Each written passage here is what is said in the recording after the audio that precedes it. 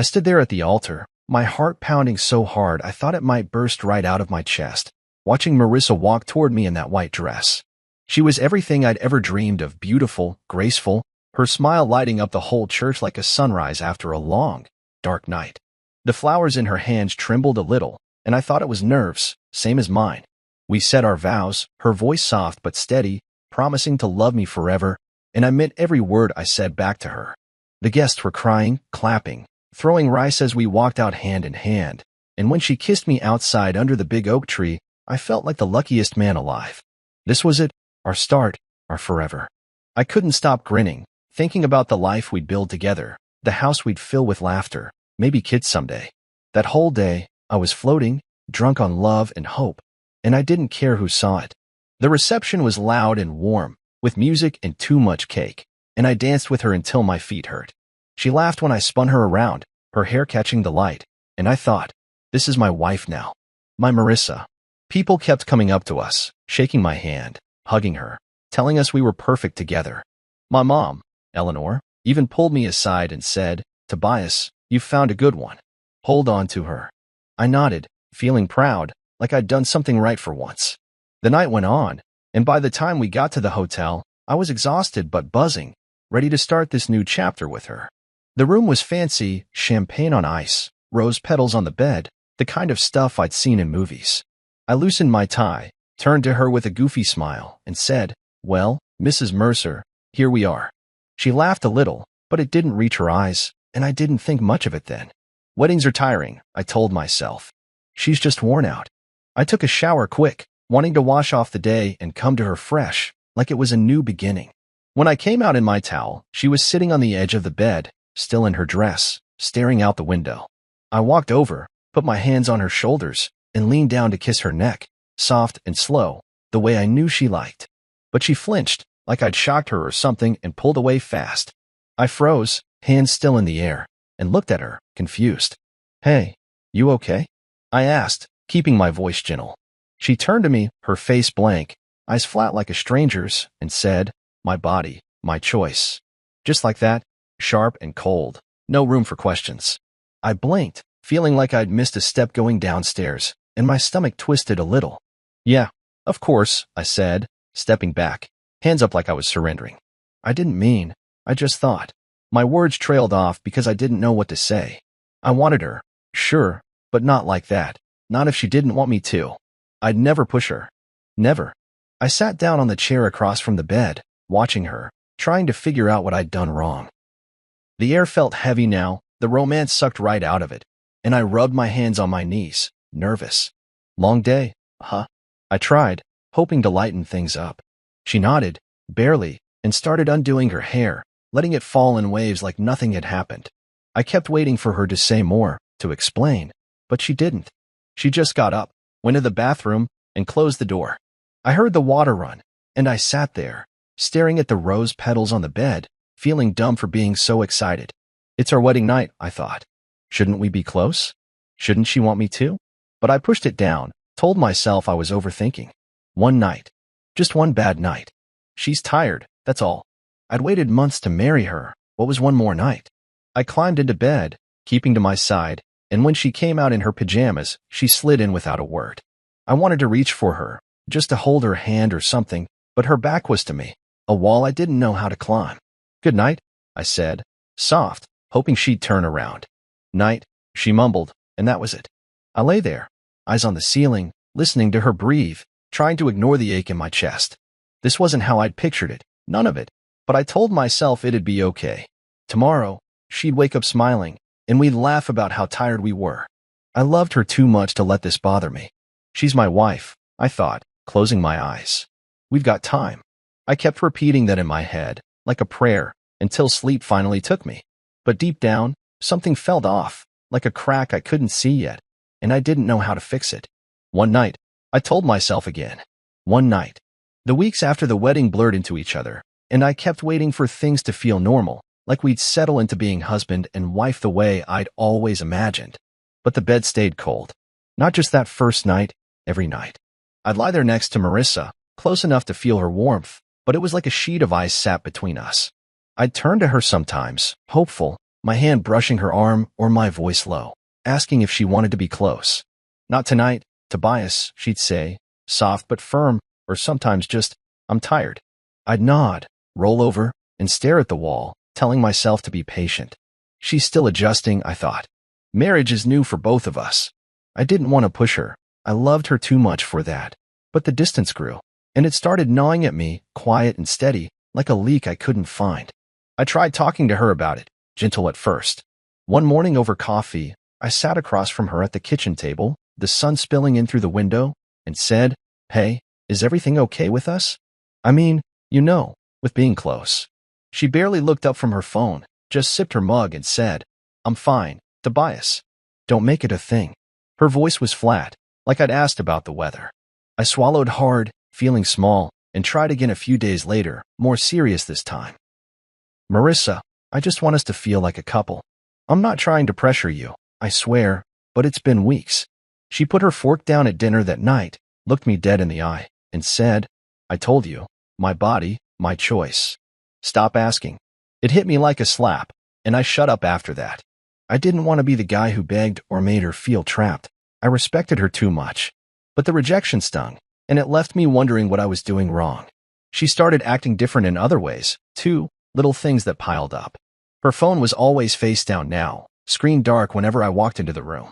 She'd grab it quick if it buzzed, smiling at something I couldn't see, and when I'd ask who it was, she'd say, "Just a friend," or "work stuff," and change the subject. Then there were the walks, long ones, hours sometimes.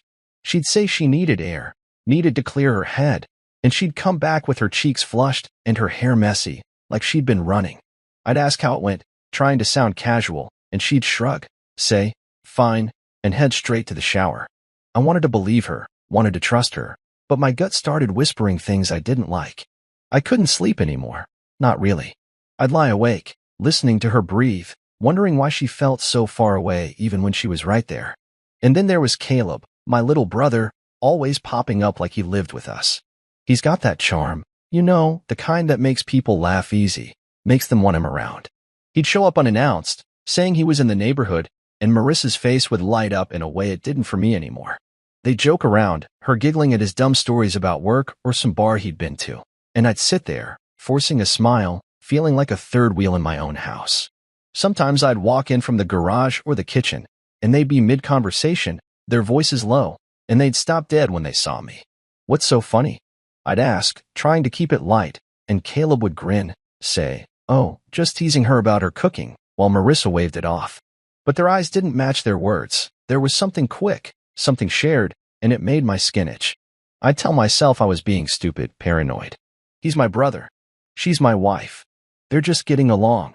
But the thoughts kept coming back, louder each time. It wasn't just at home, either.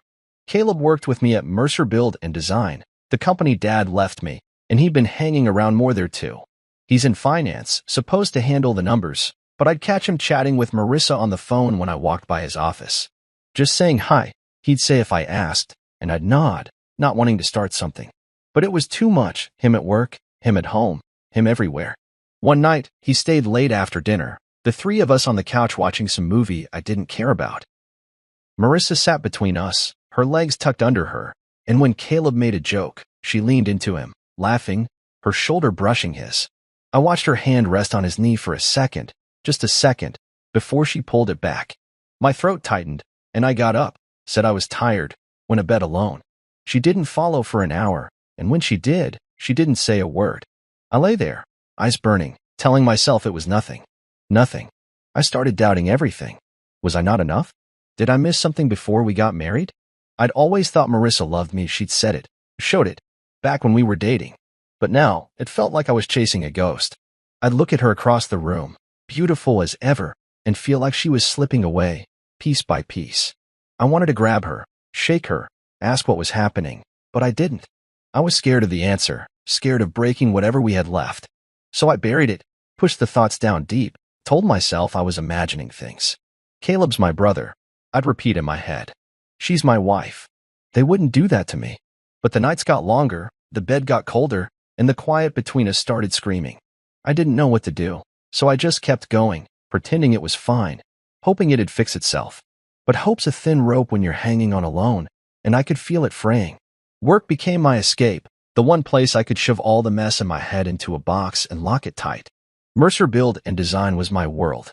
Dad built it from nothing, handed it to me when he got sick, and I'd poured everything into keeping it strong. The office smelled like sawdust and coffee, and the hum of saws and hammers from the workshop out back drowned out the noise in my mind. I'd sit at my desk, sketching plans for new projects, houses, offices, whatever came in, losing myself in the lines and numbers. It was the only time I didn't feel like I was drowning, wondering why Marissa wouldn't touch me or why Caleb's laugh was starting to sound like a taunt. I'd tell myself I was fine, that I had this company, this legacy, and that was enough. But even there, the cracks started showing, and I couldn't ignore them forever. My assistant, Rena, was a godsend, sharp, quiet, always on top of things. She'd been with me for years, ever since Dad passed, and she knew the business almost as well as I did. One morning, she knocked on my door, her short black hair tucked behind her ears, holding a stack of papers and a frown I didn't like. "Tobias, you need to see this," she said, laying the stack on my desk. I leaned back in my chair, rubbing my eyes, and asked, "What's up?" She pointed to a few emails, flagged in red, and said, "These don't make sense. They're from Caleb's department, finance stuff, but Marissa's name keeps popping up." I sat up straight, my stomach doing a slow flip. "Marissa? She's got nothing to do with the company," I said, trying to keep my voice steady. Rena nodded, her lips tight, and said, "Exactly. It's weird. Look at this one.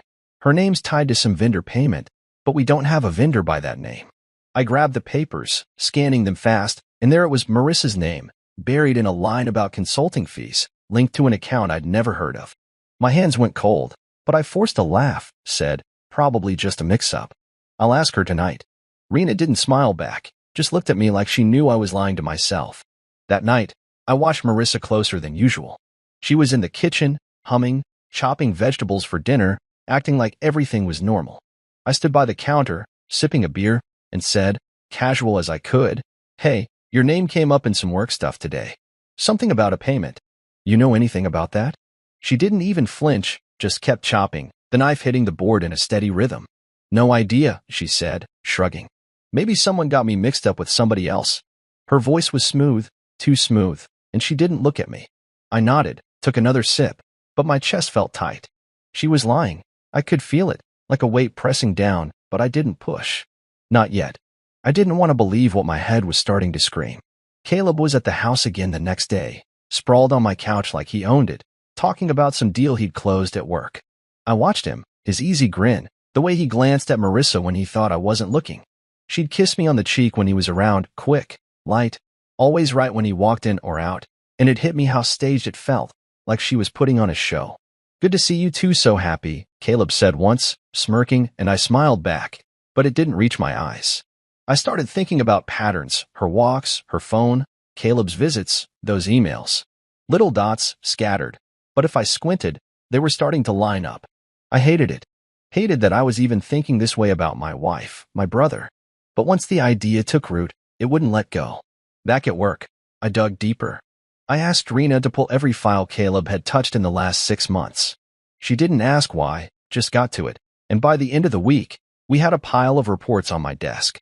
I stayed late, the office empty, flipping through pages under the buzz of the fluorescent lights. Most of it was normal, budgets, invoices, the usual, but then I found it. A contract amendment, buried in a folder labeled Old Projects, signed by Caleb. It shifted a chunk of ownership shares, just a few percent, into a vague holding company. No big deal on its own, but it made my skin crawl.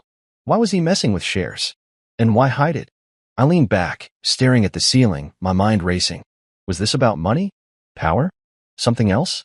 Marissa's name in those emails kept flashing in my head, tying her to it somehow, and I couldn't shake the feeling they were up to something together. I stopped sleeping after that. I'd lie in bed, Marissa's back to me like always, and replay everything. Her excuses, Caleb's smirks, the way they'd go quiet when I walked in. I'd get up, pace the living room in the dark, trying to convince myself I was wrong. They wouldn't do this to me. Not them. But the dots kept connecting, and I couldn't unsee them. One night, I sat on the couch with my laptop, staring at that photo of us from the wedding. Me beaming, her smiling, and I felt sick. Was it all fake? Had she ever loved me? I closed the screen, my hands shaking, and made a decision. No more guessing. No more hoping I was crazy. I needed to know, for sure. I'd start small, quiet, but I'd find the truth, even if it broke me. Because living like this, half blind and hurting, wasn't living at all. I had to stop the wondering and start knowing, no matter what it cost. I couldn't keep living in the dark, guessing and second-guessing every look, every word. The doubts were eating me alive, and I had to know, really know, what was going on with Marissa.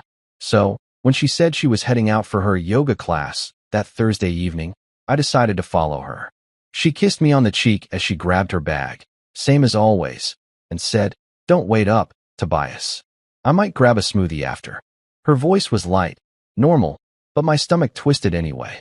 I smiled, nodded, said, "Have fun," and watched her walk out the door, her ponytail swinging like nothing was wrong. I waited 5 minutes, my heart thumping hard, then grabbed my keys and slipped out after her. I felt like a creep, tailing my own wife, but the not knowing was worse than the shame. I stayed a few cars back, her silver sedan easy to spot in the evening traffic. She didn't head toward the gym downtown where she said her classes were.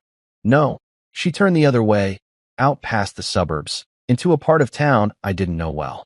My hands gripped the steering wheel tight, sweat prickling my neck even though the AC was on. Where was she going? I kept my distance, headlights off as the sun dipped low, painting the sky orange and pink. She pulled into a quiet neighborhood, all tidy lawns and big trees, and parked near a little trail that wound into a park.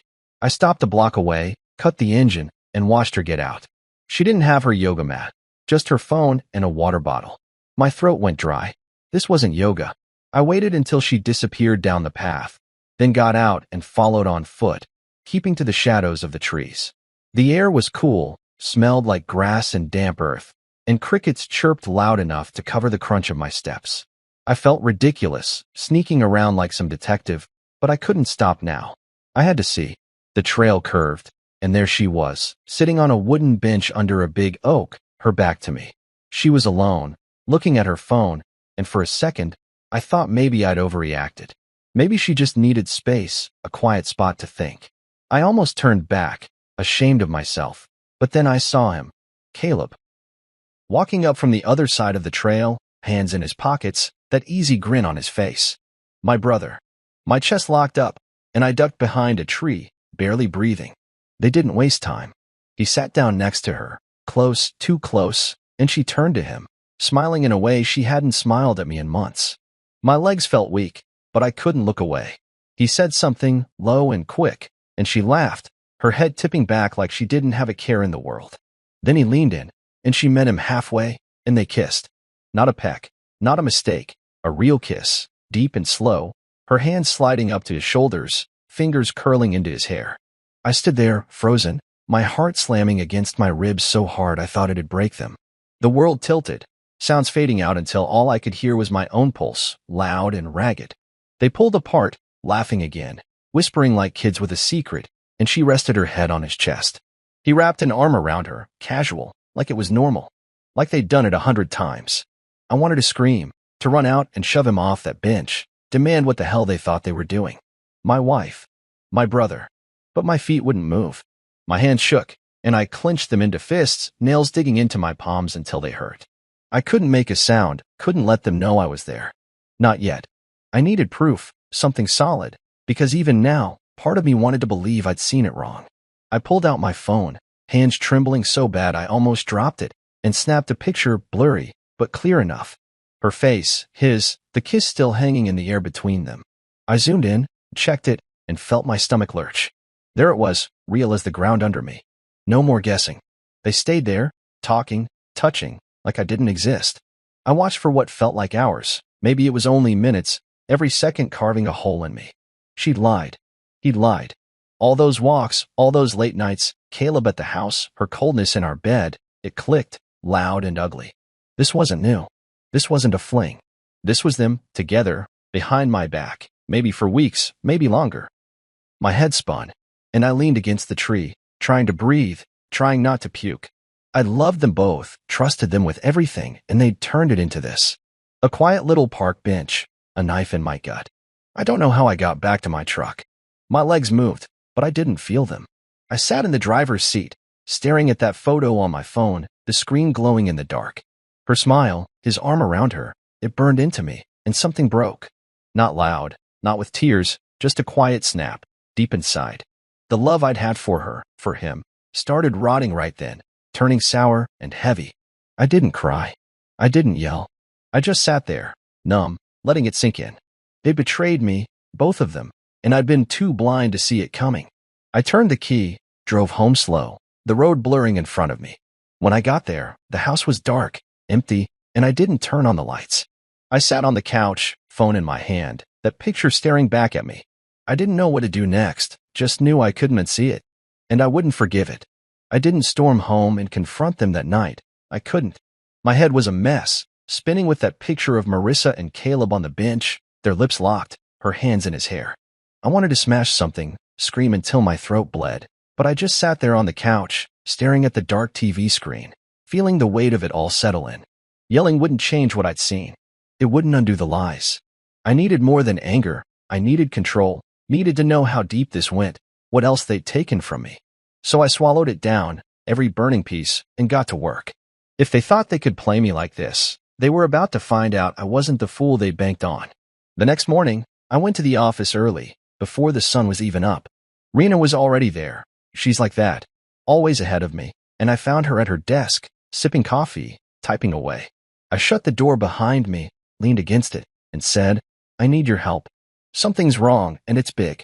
She looked up, her dark eyes narrowing, and put her mug down slow. "What's going on, Tobias?" she asked, voice steady but careful. I didn't want to say it out loud, didn't want to admit it, but I had to. Marissa and Caleb. They're together. I saw them. And I think they're messing with the company too. Her jaw tightened, but she didn't flinch, didn't gasp like some would. She just nodded, said, "Okay. What do you need?" That's Rena, straight to the point, no pity. I pulled out my phone, showed her the photo, and watched her face go hard. "Start with the money," I said. "Those emails you found, dig deeper. I want everything." We spent hours tearing through records. Rena's good with numbers, better than me, and she found the trail fast. There was a shell account, some fake consulting firm called Brightline Solutions, and it had Marissa's name all over it. Payments trickled out of Mercer Build and Design, small enough to miss if you weren't looking, but they added up. Thousands, tens of thousands, siphoned off over months. Caleb's signature was on every transfer approval, buried in paperwork he'd filed late or mislabeled. My hand shook as I read it, the proof right there in black and white. They weren't just cheating on me, they were stealing from me. From Dad's company. I felt sick, like I'd been gutted, but I kept going. Rena printed it all, stacked it neat on my desk, and said, "They're smart, but sloppy. This could sink them." I nodded, throat too tight to answer. I hired a private investigator that afternoon, a guy named Paul, quiet and gruff, recommended by a buddy from the construction crew. I met him in a diner across town, slid the photo and the financial docs across the table, and said, "I need more.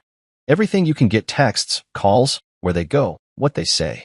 He didn't blink, just took the stuff and said, "Give me a week." I paid him cash, didn't care about the cost. I needed it airtight, something they couldn't talk their way out of. When I got home that night, Marissa was on the couch, scrolling her phone, smiling at something. "Good day?" I asked, keeping my voice even. She looked up, nodded, said, "Yeah, just relaxing." I wanted to throw the papers in her face, watch her squirm, but I didn't. I smiled back, said, "Good," and went to bed. She didn't follow. Paul worked fast. By the end of the week, he had a file thick enough to choke on texts between them, flirty and careless, talking about when it's all ours, and he won't see it coming. GPS logs showed them meeting at that park, at motels, even in my own damn car once when I was out of town. He'd recorded audio too, grainy, but clear enough, Marissa laughing, saying, "Tobias is too busy with his blueprints to notice." Caleb's voice, smug, replying, "We'll have the company soon. Just keep him happy till then." I listened to it in my truck, alone, the words cutting deeper than the kiss had. They weren't just taking my money, they were planning to take everything, make it look like I'd screwed up, like I'd lost Dad's legacy on my own. My hands gripped the steering wheel until my knuckles went white, and I felt something shift, rage, yes, but colder now, sharper. I took it all to Felix, my lawyer, the next day. He's an old friend of Dad's, balding and loud, but smart as hell. I dropped the file on his desk, sat down, and said, "They're screwing me over. Her and Caleb. I want out, and I want them to pay." He flipped through it, whistling low, and said, "This is gold, Tobias. Fraud, infidelity, we can annul the marriage, protect the company, maybe even press charges." I nodded, feeling numb but focused. "No alimony," I said. "No settlement. She gets nothing." Felix grinned, said, "Oh, she won't. We'll bury them with this." We mapped it out, quiet, legal, a counterstrike they wouldn't see coming. I didn't want to fight in the living room, didn't want tears or excuses. I wanted it done, clean and final. That night, I cooked dinner like nothing was wrong. Steak, potatoes, the works. Marissa came home late, said she'd been out with friends, and sat across from me, chatting about nothing. I watched her eat, watched her lie, and felt the rot spread. Everything she'd taken, my trust, my love, my family, was gone, and she didn't even know I knew. Caleb texted me later, some dumb joke about work, and I didn't reply. They thought they had me, thought I was blind, soft, easy to bleed dry. But I had the proof now, the plan, and I wasn't screaming. I was building something new, something they'd never outrun. They'd taken a lot, but they hadn't taken me. Not yet. The courtroom smelled like old wood and stale coffee, and I sat there on the hard bench, my tie too tight around my neck, waiting for it all to start. I'd filed for an annulment. Felix said it was the cleanest way to end this mess, better than a divorce, since Marissa had built our marriage on lies and fraud. My hands rested on my knees, steady, but inside I was a storm. Nerves, anger, and something hollow I couldn't name. I'd spent weeks preparing for this, gathering every scrap of proof with Rena and Paul, plotting with Felix to make sure Marissa and Caleb couldn't twist their way out. Today was the day it hit them, and I wanted to see their faces when it did. Not out of joy. There was no joy left in this, but because I needed to know they'd feel it, the weight of what they'd done. Marissa walked in first, her heels clicking on the floor, dressed in a sharp gray suit, like she was the one wronged. She didn't look at me, just sat with her lawyer, a slick guy with too much hair gel, and stared straight ahead, her face blank. Caleb wasn't there. He wasn't part of the case, not yet, but I knew he'd hear about it soon enough. The judge came in, an older woman with glasses perched on her nose, and the room went quiet. My heart thumped hard, but I kept my eyes forward, breathing slow. Felix leaned over, patted my shoulder, and whispered, "We've got this, Tobias. Just stay calm." I nodded, trusting him, trusting the folder he held, the one stuffed with everything we'd found. Her lawyer went first, standing up smooth and loud, like he was on a stage. He painted me as the bad guy, said I was controlling, manipulative, that I'd pressured Marissa into things she didn't want, made her feel trapped and scared. My stomach twisted as he talked, every word a punch, because it was so far from the truth it hurt.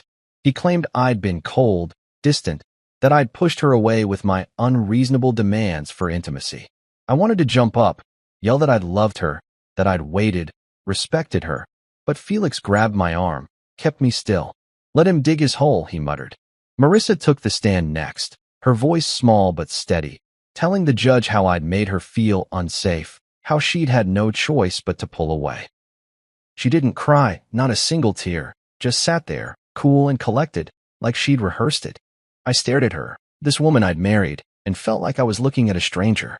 The judge scribbled notes, her face unreadable, and I started to sweat. What if they believed her? What if all my proof didn't matter? I'd seen shows where lies won, where the truth got buried under a good story. My leg bounced under the table, and Felix shot me a look, so I stopped. Then it was our turn. Felix stood, adjusted his tie, and said, "Your Honor, we're not here for a he said, she said. We've got facts." He pulled out the folder, thick and heavy, and started laying it out, slow, deliberate, like he was building a wall they couldn't climb. First came the financials, the shell account, Brightline Solutions, with Marissa's name tied to it, siphoning money from my company. He showed the transfers, the dates, Caleb's signatures approving every dime. The judge's eyebrows went up, and I saw Marissa shift in her seat, just a little. Then Felix dropped the real bomb. He held up my phone, the photo from the park bench blown up on a screen, Marissa and Caleb kissing, her hands in his hair, clear as day. The room got quieter, if that was possible, and her lawyer's face went tight. Felix didn't stop, text came next, projected big and bold. He's clueless, from her to Caleb. We'll take it all from him back. GPS logs showed them meeting in secret, over and over, in places I'd never known about. Then the audio Paul's recording crackling through the speaker, Marissa's laugh, saying, Tobias is too busy with his blueprints to notice, and Caleb's voice, we'll have the company soon. I watched the judge's pen stop moving, her eyes narrowing, and I felt a flicker of something, not relief, not yet, but a shift. Her lawyer tried to fight back, stammering about context and privacy, claiming the evidence was faked or taken wrong. But Felix was ready. He had metadata, timestamps, sworn statements from Paul and Rena. It was airtight, and the judge wasn't buying the excuses. She leaned forward, asked Marissa direct, Can you explain this account in your name, Mrs. Mercer? Marissa opened her mouth, closed it, then said, I don't know. It must be a mistake. Her voice cracked, just a little, and I saw her lawyer wince. The judge didn't push, just sat back, wrote something down, and waved Felix off. I've heard enough, she said, and my heart stopped for a second. When the gavel came down, it was like thunder in my ears. Annulment granted, she said, sharp and final. No alimony, no settlement. Fraud nullifies any claim. Marissa's face went white, her hands gripping the table, and her lawyer started whispering fast, but it was over. She stood up, stormed out without a glance my way, her heels echoing loud in the silence. I stayed put, letting it sink in. Felix clapped my back, said, Told you we'd get him, but I didn't smile. I felt empty, like I'd won a fight I never wanted to have. Caleb's absence burned too. I knew he was part of this, knew he'd hear soon, and I wondered if he'd call, if he'd try to explain. He didn't deserve my eye contact either, not after this. I walked out into the courthouse hall, the air cooler, my steps slow. People moved around me, but I barely saw them. It was done. Marissa was out of my life, legally nothing to me now. No sympathy from the judge, no payout from my pocket. It should have felt good, but it didn't. Revenge wasn't sweet. It was just heavy, necessary, like cleaning a wound. I'd stopped them, protected what was mine, but the hole they'd left was still there, raw and quiet. I got in my truck, sat there with my hands on the wheel, and let out a long breath. This wasn't the end, not yet, but it was a start. The annulment was done, the courtroom dust settled, but I knew Marissa and Caleb wouldn't just slink away quiet. I was right. It started a few days later. My phone buzzed with notifications, one after another, until I couldn't ignore it. I was in the office, sketching a new community center layout, when Rena poked her head in, her face tight. Tobias, you need to see this, she said, holding out her tablet. I took it, and there it was, Marissa's face, soft and teary, in a video posted online. She sat on a couch, our couch, from the house I'd moved out of, talking to the camera like she was confessing to a friend. I tried so hard to make it work, she said, voice shaking just enough to sell it. Tobias was cold, controlling. He made me feel like nothing. I had to get out. My jaw clenched so hard my teeth hurt, and I scrolled down, saw the comments piling up, people calling me a monster, a bully, saying they felt sorry for her. I wanted to smash the screen, but I kept watching. Then Caleb jumped in. His Instagram stories popped up next, him leaning against his car, smirking, saying, Some people can't handle the truth about themselves. I'm just glad she's free now. He didn't name me, but he didn't have to, everyone knew. My hand shook as I sat there, the office quiet except for the hum of the heater. Rena watched me, waiting, and I could feel her worry. They're not stopping, I said, voice low. They're turning it into a circus. She nodded, said, They're desperate. People will see through it. But I wasn't so sure.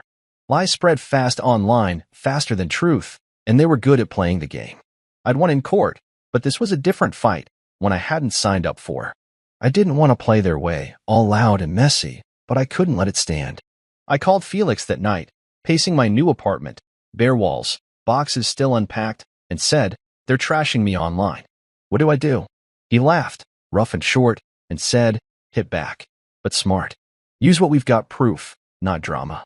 So I did.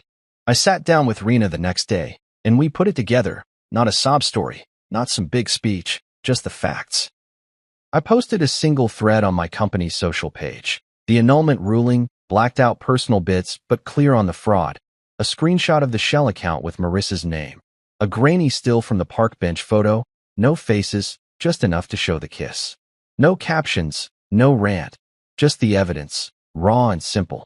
Then I shut my phone off and went to bed, heart pounding, not sure if I'd just lit a match or doused the fire. By morning, it had blown up. I turned my phone back on, and the notifications hit like a wave. Hundreds, then thousands. People were sharing it, picking it apart, and the tide started turning. "This is wild. She stole from him?" one comment said. "That's his brother in the pic, right? Disgusting," another wrote. Marissa's video got buried under questions, and Caleb's smug stories started looking hollow. I scrolled through it all at the kitchen counter, coffee going cold, feeling a strange mix of relief and exhaustion. It wasn't about gloating. I didn't care about that. It was about setting it straight. They tried to paint me as the villain, but the truth was heavier than their lies, and it was sinking them. Then the messages started coming, private ones, from people I hadn't expected. A couple of Caleb's buddies from college, guys I'd met at barbecues, sent apologies. "Didn't know it was like that, man," one wrote. "He's an ass for this." Another said, "I'm ashamed I called him a friend." I read them, didn't reply, just let them sit there. It felt good, in a quiet way, but it didn't fix the hole they'd left. Then my mom, Eleanor, called. I picked up, braced myself, and heard her crying on the other end. "Tobias, please," she said, voice thick with tears. "Don't ruin Caleb's life over this. He's your brother. He made a mistake." I stood there, staring out the window at the gray morning, feeling the words twist in me. A mistake? Stealing from me, sleeping with my wife, planning to take everything. That wasn't a slip-up. That was a choice. "Mom," I said, keeping my voice even. "He didn't just hurt me. He tried to destroy me." And Marissa helped. She sobbed harder, said, "But he's family. We can fix this, talk it out. Don't make it worse." I closed my eyes, the ache in my chest spreading. I loved her, always would, but I couldn't bend on this. "He stopped being family when he did this," I said. "I'm not ruining him. He did that himself." She begged more, her voice breaking, but I couldn't listen anymore. "I've got to go," I said, and hung up, my hand shaking as I set the phone down. I didn't want to hurt her. She was caught in the middle, but I wasn't going to carry their mess for her sake. The firestorm kept burning online. Marissa posted again, a weak defense about misunderstandings, but it flopped. Caleb went quiet, his story's gone. I didn't check their pages after that, didn't need to. People were seeing it now, the real story, and that was enough. I went to work, kept my head down, focused on the next job. The noise faded, but the weight didn't. Winning this round didn't feel like winning. It felt like surviving. They'd attacked, and I'd fought back, but the scars were still fresh, and I knew they'd try again. I just didn't know how yet. All I could do was keep going, keep standing, and wait for the next hit. I didn't want to go to that dinner, but Mom's voice on the phone was so shaky, so pleading, that I couldn't say no. "Tobias, just come," she'd said, almost whispering. "We need to talk. Your family needs you." I stood in my empty apartment, staring at the unpacked boxes, feeling the guilt twist in my gut. She'd been crying since the annulment, caught between me and Caleb, and I hated that part of this was hurting her. So I agreed, out of courtesy, out of some dumb hope that maybe she'd see my side. I pulled on a jacket, grabbed my keys, and drove to her house, the house I'd grown up in, telling myself I'd stay calm, hear her out, then leave. But deep down, I knew it wouldn't be that simple. The air smelled like roast chicken and gravy when I walked in, warm and familiar, the kind of smell that used to mean home. Mom greeted me at the door, her eyes red but smiling, and pulled me into a hug. "Thank you for coming," she said, her voice soft, and I nodded, hugging her back, feeling the ache of missing her. The dining room was set up nice, candles, good plates, like she'd gone all out to make this work. I stepped in, and my stomach dropped. There they were, Marissa and Caleb, sitting at the table like nothing had happened. She was in a blue dress, sipping wine, smiling at something he'd said. He was next to her, head down, poking at his plate. My feet froze, and I looked at Mom, who was fussing with a napkin, avoiding my eyes. "You didn't say they'd be here," I said, low, trying to keep the edge out of my voice. She looked up, nervous, and said, "I thought it's better if we're all together. To fix this." Fix this. I wanted to laugh, but it stuck in my throat. I sat down across from them, the chair scraping loud against the floor, and the room went quiet. Marissa glanced at me, her smile fading just a bit, then looked away. Caleb didn't lift his head, just kept pushing mashed potatoes around like they were the most interesting thing in the world.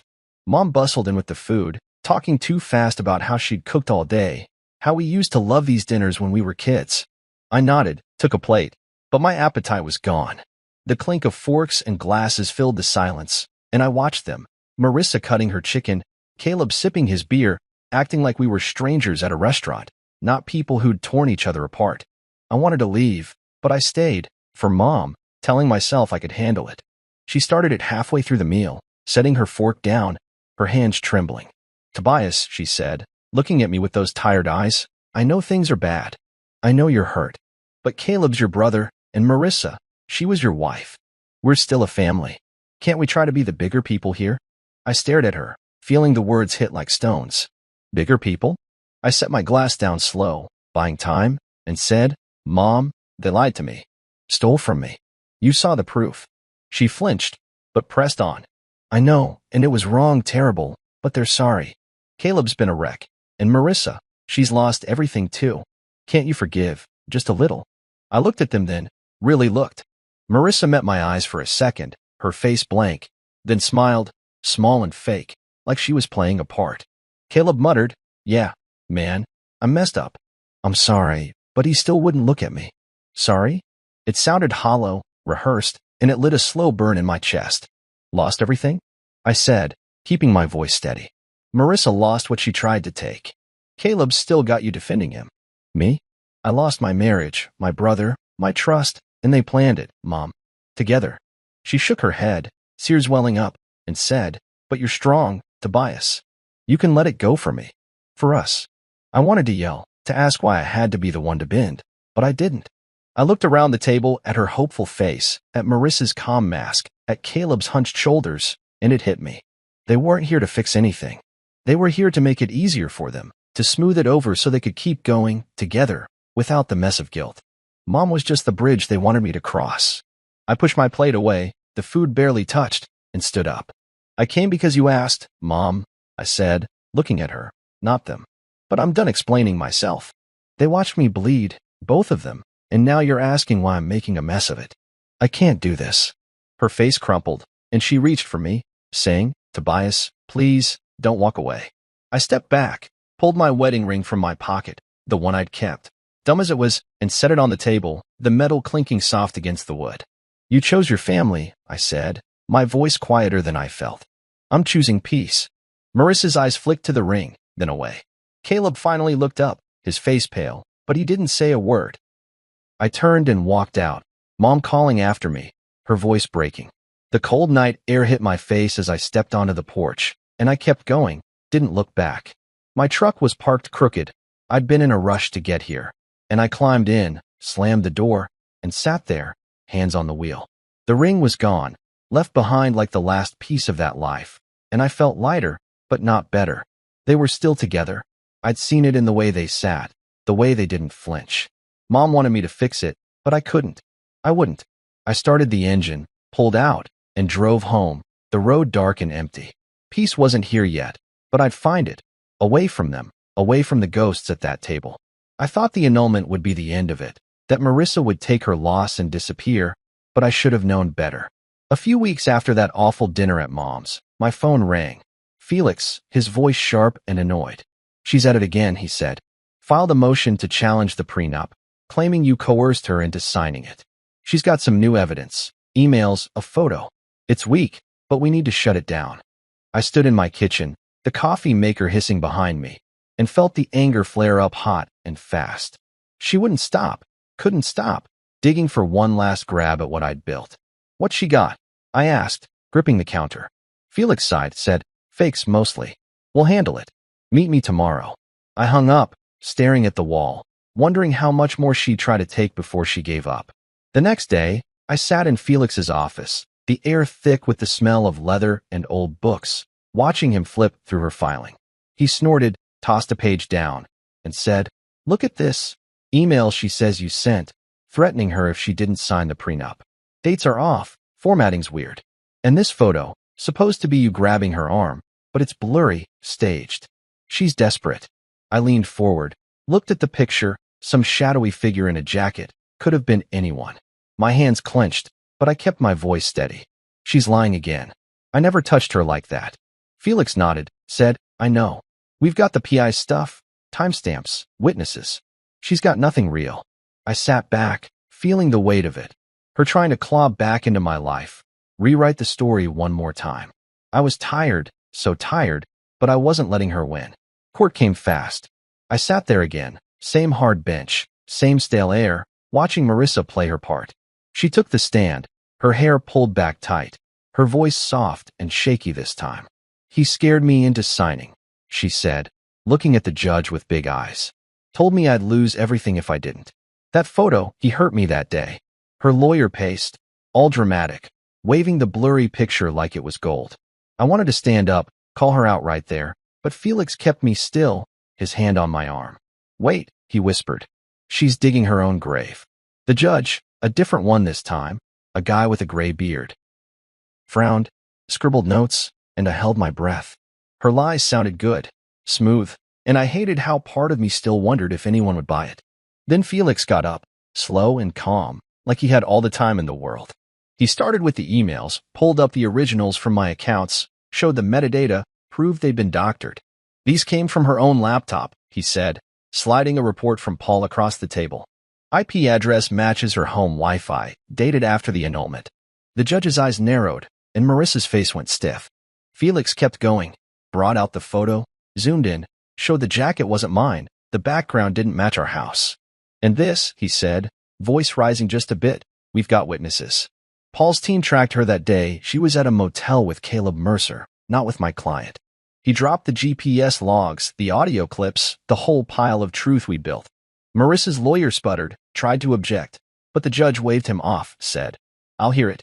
Paul took the stand next, gruff, no nonsense, laying out what he'd seen.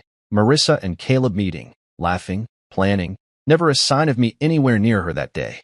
She staged it, he said, flat and sure. Set up the shot herself. The courtroom went quiet, and I watched Marissa's mask slip, her hands twisted in her lap, her eyes darting to her lawyer, who looked like he wanted to bolt. The judge didn't ask her much, just leaned forward, said, You got anything to say about this, Mrs. Mercer? She stammered, It's not what it looks like, but it was weak, crumbling. He sat back, shook his head, and I knew it was over. The gavel hit hard. Motion denied, he said, voice like gravel. Case dismissed. And Mrs. Mercer, don't waste my time again. She stood up fast, tears spilling now, real ones, and rushed out, her lawyer trailing behind. I didn't move, just sat there, letting it wash over me. Felix grinned, said, Told you, weak as hell. I nodded, but I didn't feel like celebrating. She'd tried one last swing, and it had fallen flat, but it still hurt, seeing her cry, knowing she'd rather lie than let go. Caleb was already gone from the company. I'd sold his shares weeks back, quiet and legal, to a rival developer who'd been itching to expand. Didn't warn him, didn't call, just did it. Felix told me later the court had frozen his accounts too, pinning a fraud investigation tied to the shell company. That night, my phone buzzed, a text from him. Please, I need help. I stared at it, his name glowing on the screen, and felt nothing. No anger, no pity, just a blank space where he used to be. I left it on read, set the phone down, and walked away. He'd made his bed with her, and I wasn't pulling him out. I drove home slow, the city lights blurring past, my mind heavy but clear. Marissa's tears, Caleb's plea, they didn't change what they'd done. This was their last gambit, their final shot, and it had crashed hard. I'd won again, kept what was mine, but it wasn't a victory lap. It was survival, step by step, pulling myself out of the wreckage they'd left. I parked, sat in the truck for a minute, and let out a long breath. It was done, for real this time. They were out of moves, and I was still standing. Months passed slow and quiet after the last court mess, like the world was giving me room to breathe. I didn't check on Marissa or Caleb anymore, didn't need to. The noise they'd kicked up online faded, their lies drowned out by time and truth, and I let them slip out of my head. I threw myself into work instead, into Mercer Build and Design, but not the way I used to. Before, it was about keeping Dad's legacy alive, proving I could hold it together. Now, it was about building something new, something that mattered. I started taking on projects I'd never touched before: community centers, affordable housing, places for people who'd been knocked down like me. It wasn't just business, it was a way to feel solid again, to to put my hands on something real and watch it grow. The office became my anchor. I'd show up early, coffee in hand, and sit at my desk, sketching plans under the soft buzz of the lights. Rena was there every day, same as always, her quiet strength keeping me steady. She'd stuck with me through the worst, digging through files, facing Marissa's lies, holding the line when I couldn't, and I started seeing her different. Not just as my assistant, but as someone who'd chosen to stay when everyone else bailed. She'd bring me reports, point out fixes in my designs, and sometimes we'd talk, real talk, about life, not just work. Her laugh was soft, her eyes sharp but warm, and I found myself looking forward to those moments more than I'd admit. One night, we stayed late, working on blueprints for a housing project, 20 units, low cost, for families who'd lost too much. The office was dark except for our corner, papers spread out on the table, the air smelling like ink and pizza we'd ordered. I leaned over the plans, tracing a line with my pencil, and said, "This balcony here, think it's too small?" Rena slid closer, her shoulder brushing mine, and squinted at it. "Yeah, maybe. Kids need room to run, even up there." At a foot. I nodded, erased it, redrew it bigger, and she smiled, said, "Better." We kept going like that, back and forth, until the clock hit midnight and the pizza box was empty. I stretched, my back aching, and caught her looking at me, not at the plans, at me, her head tilted. I soughed in a way that made my chest tighten. I didn't plan it, didn't even think. I just turned to her, set my pencil down, and said, "Rena, you've been here through everything. Why?" She blinked, surprised, then leaned back in her chair, crossing her arms. "Because you're worth it," she said, simple, like it was obvious. "You're not just some boss, Tobias. You're you. You fight for what's right, even when it's hard." Her voice was steady, but her cheeks went pink, and I felt something shift. Warm, quiet, new. I looked at her, really looked, and saw the future. Not a replacement for what I'd lost, not a patch for the holes Marissa and Caleb left, but a reward, something I'd earned by clawing my way out. "Thanks," I said, my throat tight. "Means a lot." She nodded, smiled small, and we went back to the blueprints. But the air was different now, heavier, better. After that, things changed slow.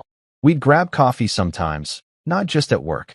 Real coffee, at a shop down the street, talking about dumb stuff like movies or her dog that chewed everything. I started noticing her more. The way she tucked her hair behind her ear when she was thinking, the way she'd hum under her breath when she typed. One day, she caught me staring, raised an eyebrow, and said, "What?" I laughed, said, "Nothing, just, you're good at this." And she rolled her eyes, but she smiled too. It wasn't rushed, wasn't forced. It was easy, like the pieces were falling into place on their own. I didn't push it, didn't need to. Whatever it was growing, and I let it. The company thrived. Those new projects brought in contracts, good press, people who believed in what we were doing. I'd walk the sites, boots crunching on gravel, watching walls go up, and feel proud. Not the old pride of holding on, but a new kind of starting over. At home, I unpacked the last boxes, hung a few pictures, none of Marissa, none of Caleb, just me, the crew, a shot of Dad from years back. The place felt mine now, not a shell I was hiding in. I'd sit on the couch some nights, beer in hand, and think about how far I'd come. The hurt was still there, a dull ache, but it didn't own me anymore. I'd survived them, her lies, his betrayal, and I was building something they couldn't touch. Rena and I kept working late, not every night, but enough. One evening, the rain tapped the windows, and we finished a bid for a rec center. Big job, tight deadline. I leaned back, rubbed my eyes, and said, "We did it." She grinned, tired but bright, and said, "Yeah, we did." I looked at her then, the rain streaking the glass behind her, and felt it. Peace, real peace, for the first time in months. Not loud, not perfect, but there. "You hungry?" I asked. She nodded, said, "Starving." We locked up, walked to a diner nearby, and sat across from each other, raincoats dripping, laughing about nothing. It wasn't a date, not yet, but it was close, and that was enough. I don't think about Marissa or Caleb much now. They're ghosts, fading, and I don't chase them. Silence is my justice. They don't get my anger, my time, my anything. Peace is sweeter, harder won, and I'm holding it tight. Rena's part of that, not the whole, but a piece I didn't expect. I'm not done rebuilding myself, the company, this life, but I'm on my way, and it's mine. That's all I need. I stood there in the middle of the wedding reception, surrounded by chatter and clinking glasses, feeling the weight of 13 years pressing down on me like a heavy coat I couldn't shake off. The music was loud, the kind of upbeat tune that made people sway without thinking, but all I could focus on was her. Olivia, my ex-wife, strutting toward me like she owned the place. She hadn't changed much, not really. Her hair was still that sharp blonde, cut just above her shoulders, and her eyes had that same glint, the one that used to make me feel small. I'd loved her once, loved her so deep it hurt, back when we were young and dumb and thought forever was a promise we could keep. But then the tests came, the doctor's visits, the endless waiting, and when we couldn't have kids, she turned on me. She'd sit across the table, her voice cold as ice, saying it was my fault, that I'd let her down. One day, she just packed her bags and left, spitting out words that cut deeper than any knife. You're not a real man if you can't give me a family. That was it. 13 years ago, she walked out, and I hadn't seen her since, until now. The wedding was for an old university buddy, someone we both knew back in the day, and I'd come expecting laughs and nostalgia. Not this. She spotted me across the room and made a beeline, her heels clicking on the hardwood floor like she was marching into battle. I braced myself, hands stuffed in my pockets, trying to look calm even though my heart was pounding. She stopped a few feet away, smirking that smirk I used to dread, the one that said she'd already won. Well, she started, her voice dripping with that old condescension. Still single, right? Figures. No one to tie you down, no responsibilities. She paused, flipping her hair like she was in some movie, then went on. My life's different now. I've got Richard, successful, handsome, everything you weren't. And our son, Caleb? He's a genius, just like his dad. Top of his class, plays piano like a pro. You should see him. She laughed, a sharp little sound, and I just stood there, letting her talk, letting her build her little tower of pride. I could have interrupted, could have said something to wipe that smug look off her face, but I didn't. I waited, watching her bask in what she thought was her big victory over me. She kept going, throwing out details about Caleb's grades, Richard's business deals, how perfect her world was now that she'd left me behind. I nodded along, keeping my face neutral, feeling the old anger bubble up, but holding it back. Then, when she paused to catch her breath, I saw my chance. I turned slightly, just enough to glance over my shoulder, and raised a hand in a small gesture. Nice, I said, keeping my voice steady. Here's my son. The words hung in the air like a thunderclap, simple but heavy, and I watched her face change. Her smirk froze, then melted away, like someone had flipped a switch.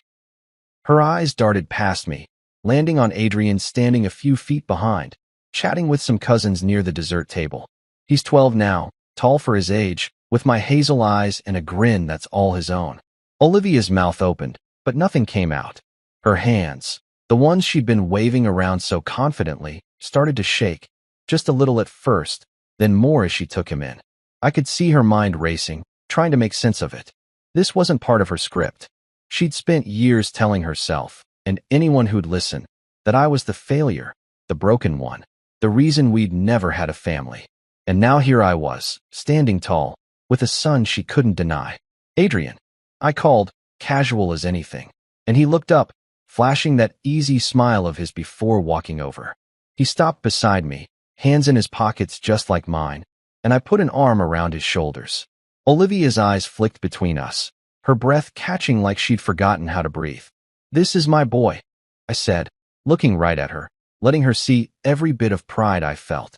Her face went pale, the color draining out like water from a cracked glass. That confidence she'd worn like armor? Gone. Shattered.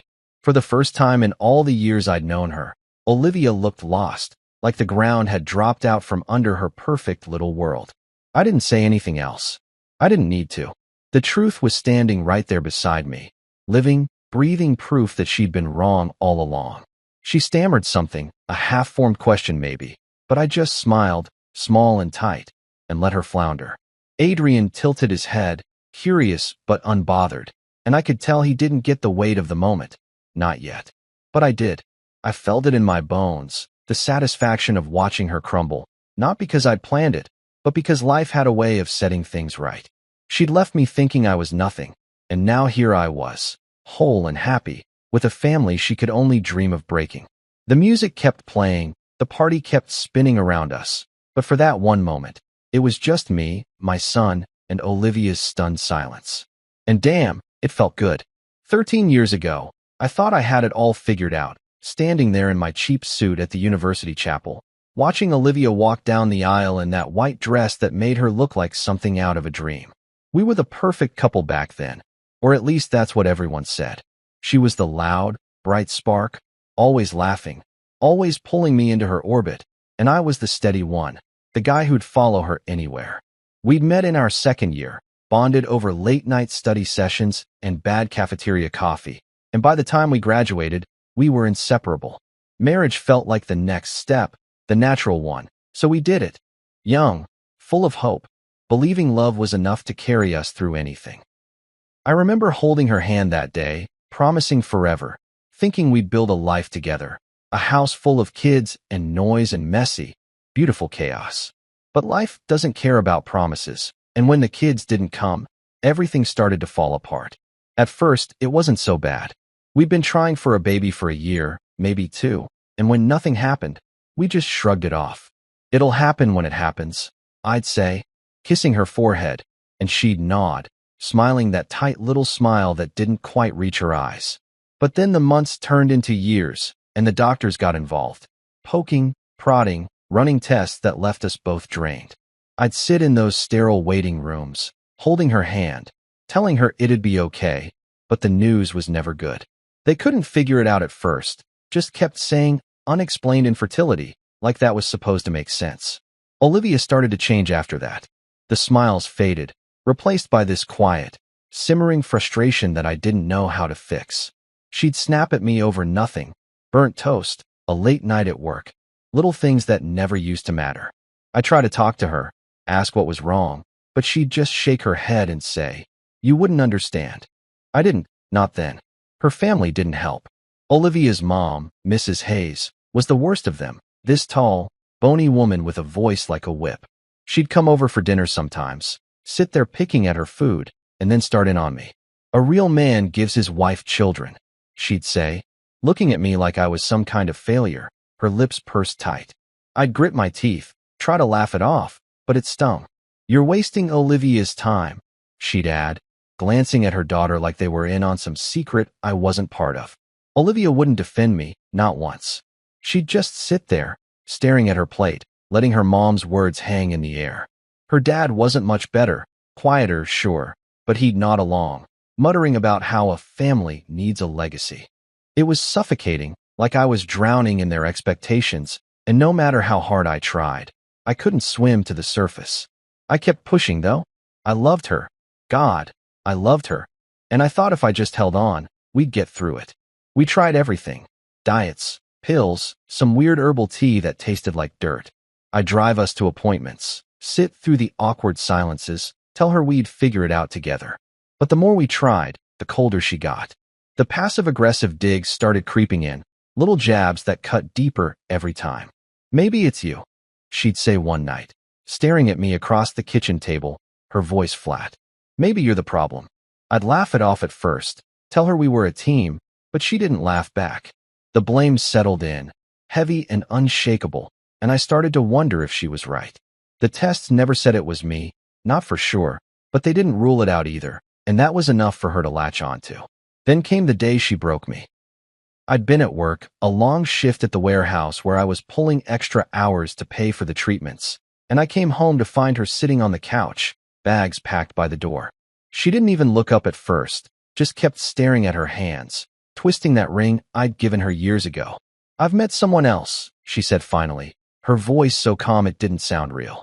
I stood there, dumbstruck, the air sucked out of me. "What?" I managed, but she just kept going. "He can give me the life I deserve," she said, standing up, smoothing her skirt like this was some business meeting. "I can't keep waiting for you to fix this." Fix this. I wanted to yell, to ask how I was supposed to fix something we didn't even understand, but the words wouldn't come. She grabbed her bags, looked at me one last time, those eyes I used to drown in now hard as stone, and walked out. Just like that. The divorce papers came a week later, cold and official, ending us with a few signatures and a court date I didn't even fight. She was gone, taking every dream I'd had with her, leaving me alone in that empty house we'd once filled with laughter. I sat there that night, staring at the walls, wondering how it all went so wrong. I didn't cry, not then, but I felt it, this ache that wouldn't let go. She'd blamed me, her family had blamed me, and part of me started to believe it. 13 years ago, she walked away, and I thought that was the end of me. Turns out, it was just the beginning. After Olivia left, I was a mess, no point in pretending otherwise. I'd sit in that quiet house night after night, staring at the TV without really watching, just trying to figure out where I'd gone wrong. The divorce had gutted me, left me feeling like half a man, her words and her mom's echoing in my head. You're the problem. A real man gives his wife children. I'd loved her so much, poured everything into us, and when she walked out, it was like she took my whole world with her. But I couldn't just sit there forever, drowning in it. I had to move, had to do something, so I threw myself into work. The warehouse job wasn't glamorous, lifting boxes, driving forklifts, long hours with sweat and sore muscles. But it kept me busy, kept my mind off the empty spaces she'd left behind. I'd come home exhausted, crash on the couch, and do it all again the next day. It wasn't a life, not really, but it was survival, and that was enough for a while. Then Lucas showed up, my best friend since university, the guy who'd stuck by me through all the crap with Olivia. He'd call me up sometimes, check in, but I'd always brush him off, didn't want to talk, didn't want to feel. One night, though, he wouldn't take no for an answer. Get off your ass, he said, banging on my door like some kind of lunatic. We're going out. You can't hide forever.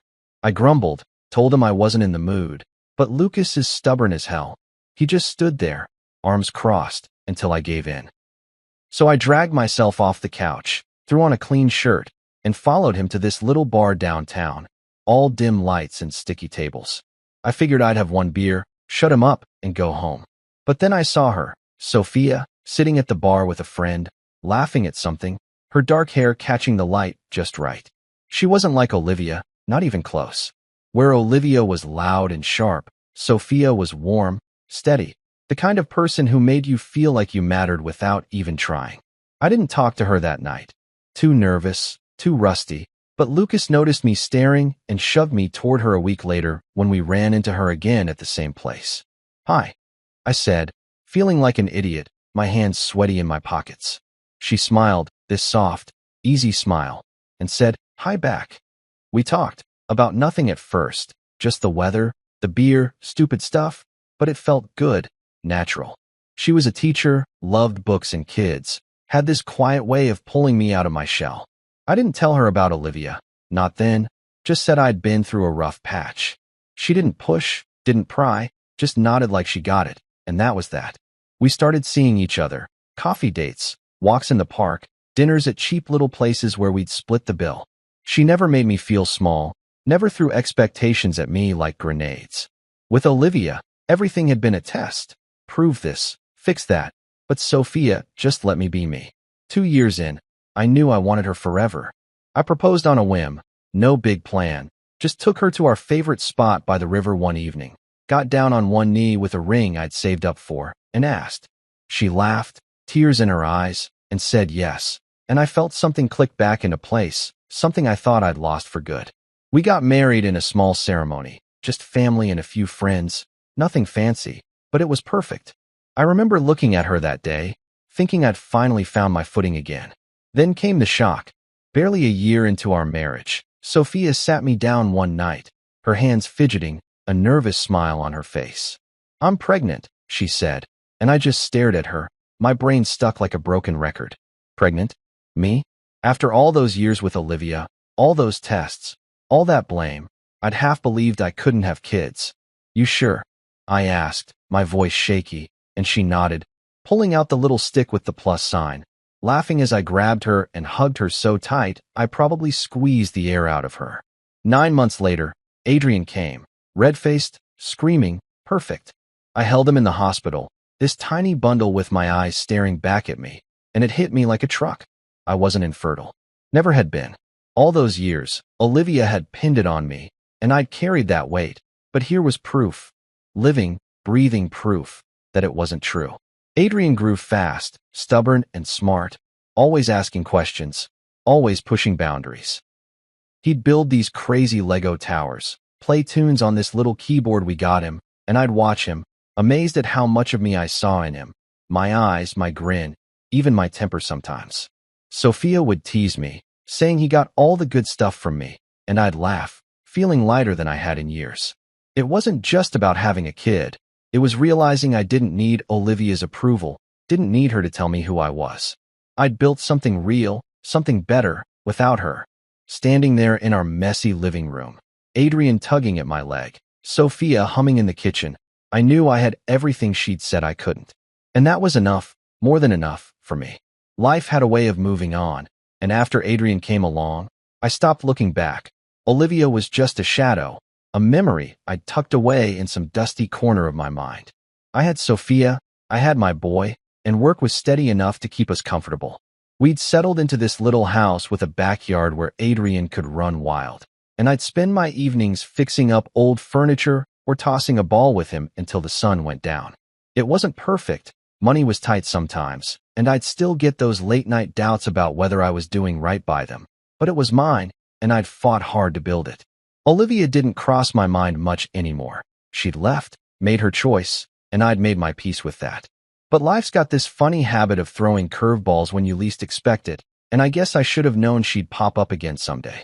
I'd hear bits and pieces about her through the grapevine, old friends from university, mutual acquaintances who'd drop her name in passing. She'd married some guy named Richard, a big-shot businessman with a fancy car and a fancier house.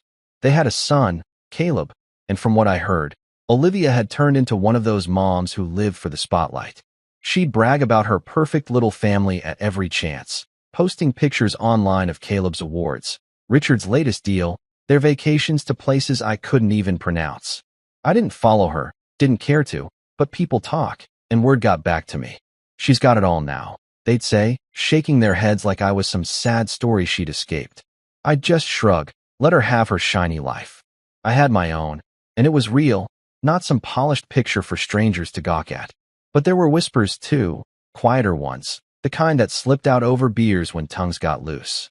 Richard worked long hours, they said, and Olivia wasn't as happy as she pretended. Caleb was smart, sure, but pushy. Maybe too much like her, always needing to be the best. I'd listen, nod, and change the subject. Didn't matter to me if her world was cracking under the surface. She wasn't my problem anymore. I'd moved on, built something solid with Sophia and Adrian. And that was all I needed to know. Still, I couldn't help wondering sometimes. Did she ever think about me? Did she ever wonder if she'd made the right call? Probably not. Olivia wasn't the type to second-guess herself. Then came the wedding. Our old buddy Mark tying the knot with his high school sweetheart. A big party full of familiar faces from back in the day. I went solo. Sophia had a late shift at the school, and Adrian was at a sleepover. So I figured I'd show up, have a drink, catch up with the guys. It was loud, crowded, the kind of night where you lose yourself in the noise, until I saw her. Olivia, standing there in a sleek black dress, holding a glass of wine like it was a prop, talking to some woman I didn't recognize. My stomach twisted, just for a second, but I shook it off. I wasn't that guy anymore, the one she'd broken. I grabbed a beer, found a spot by the bar, and tried to focus on the chatter around me. Didn't work. She spotted me, and before I could dodge, she was heading my way, that old smirk plastered on her face. "Well, look who's here," she said, stopping just close enough to make it personal. Her voice hadn't changed, sharp, like she was always one step ahead. "Still hanging around the old crowd, huh? Guess some things don't change." I took a sip of my beer, kept my face blank, let her keep going. She did, of course. She always loved an audience. Me, though? Life's been good. Richard's killing it. As usual, just closed a deal worth millions. And Caleb? Oh, you should see him. Top 1% of his class, genius level, really. Plays piano like he was born to it. So lucky to have a husband who can give me such a perfect child. She tilted her head, waiting for me to bite, to give her something to twist. I didn't. I just stood there, watching her build her little castle of words, letting her think she'd won whatever game she was playing. I could have walked away, could have let it slide, but something in me, maybe the old hurt, maybe just the chance to finally shut her up, kept me rooted. She kept talking, piling on the details. Caleb's latest award, Richard's new boat, how she'd upgraded from me. I nodded, sipped my beer, waited for the right moment. Then it came. She paused, smirking, daring me to say something. I set my glass down, turned just enough to catch Adrian in the corner of my eye. He'd shown up with Sophia after all, standing by the dessert table, laughing with some kids. I looked back at Olivia, kept. "That's nice," I said. "Here's my son." I nodded toward Adrian, and her eyes followed, locking on him like she'd seen a ghost. She froze, mid-sip, her glass trembling in her hand. Adrian glanced over, waved at me with that easy grin of his, and I waved back, feeling the weight of her stare. She didn't say anything, not at first, just stood there, her perfect little world tilting off its axis. I didn't need to explain, didn't need to rub it in. The truth was right there, plain as day, and she couldn't unsee it. My son, my life, was the answer to every lie she'd told herself about me. And for once, I didn't have to say a damn thing. Reality did it for me. The air at the wedding felt thicker the moment I said it. "Here's my son." And I watched Olivia's whole world shift right there in front of me, like someone had pulled the rug out from under her fancy heels. She'd been standing there, all smug and sure, tossing her perfect life in my face like it was some trophy I'd never touch. And now she was stuck, her wine glass halfway to her lips, her eyes glued to Adrian across the room. I didn't move, didn't say more, just let her look, let her take it in. He was over by the dessert table, picking at a cupcake, his dark hair a little messy from running around with the other kids. He's got my hazel eyes, my sharp nose, even that little smirk I used to flash when I was young and cocky. She saw it too. I could tell by the way her breath hitched, the way her hand shook just enough to make the wine slosh against the glass. For once, she didn't have a comeback, didn't have some snide little jab ready to go. She just stared, and I let her. I could have left it there, could have walked away and let her stew in her own shock, but something kept me planted. Maybe it was the years of her blaming me, the way she'd made me feel like less than nothing, or maybe it was just the chance to see her unravel for once. Adrian looked up then, caught my eye, and waved with that big, goofy grin of his. I waved back, casual as anything, and that's when she finally spoke. This is your son." Her voice was small, shaky, not the sharp, cutting tone I was used to. I turned to her, met her wide eyes, and nodded slow. "Yeah," I said, keeping it simple. "This is Adrian. My boy." I didn't need to gloat, didn't have to. The truth was doing all the work for me. That's when Sophia walked over, her timing perfect like always. She'd slipped in late after her shift, found Adrian in the crowd, and now she came up beside me, her hand brushing my arm as she smiled at Olivia. "Hey," she said, all warm and easy, then looked down at Adrian, who'd wandered over with a cupcake still in his hand. She put a hand on his shoulder, gentle but proud, and added, "Yes, this is Adrian, our son." Her voice was steady, no venom in it, just fact, plain and simple. Olivia's face went white, like she'd seen something impossible, and I could practically hear the gears grinding in her head. She'd spent 13 years telling herself I was the broken one, the reason we'd never had kids, the excuse she'd used to walk out and build her shiny new life. And now here I was, standing with my wife and my son, proving her wrong without even trying. Her hands trembled harder now, the wine glass tipping just enough that a drop spilled onto her dress. She didn't notice, or didn't care. Her eyes flicked between me and Adrian, then to Sophia, like she was trying to solve some puzzle she'd never seen coming. "How?" she whispered, more to herself than me, but I heard it. I could have answered, could have laid it all out. How Sophia and I had a kid without even trying. How it wasn't me who'd failed back then, but I didn't. Let her figure it out. Let her sit with it. She swallowed hard, her throat working like she was choking on the words she couldn't find, and I saw it hit her. All those years, all that blame, all the time she'd told herself she'd traded up, it was crumbling right in front of her. Then Richard showed up, her husband, striding over with that stiff, businessman walk of his, Caleb trailing behind him. He must have seen her standing there, looking like she'd been hit by a truck, because he frowned and said, "Olivia? Everything okay?" She didn't answer, just kept staring at Adrian, who was now smearing frosting on his sleeve, oblivious to the storm he'd kicked up. Richard followed her gaze, landed on me, then Adrian, and I saw his jaw tighten. He didn't know me. Not really. But he knew enough from Olivia's stories, I'd bet. The useless ex she'd dumped for him. Caleb, though, piped up, his voice cutting through the tension. Hey, Dad, that's the kid from the violin thing, right?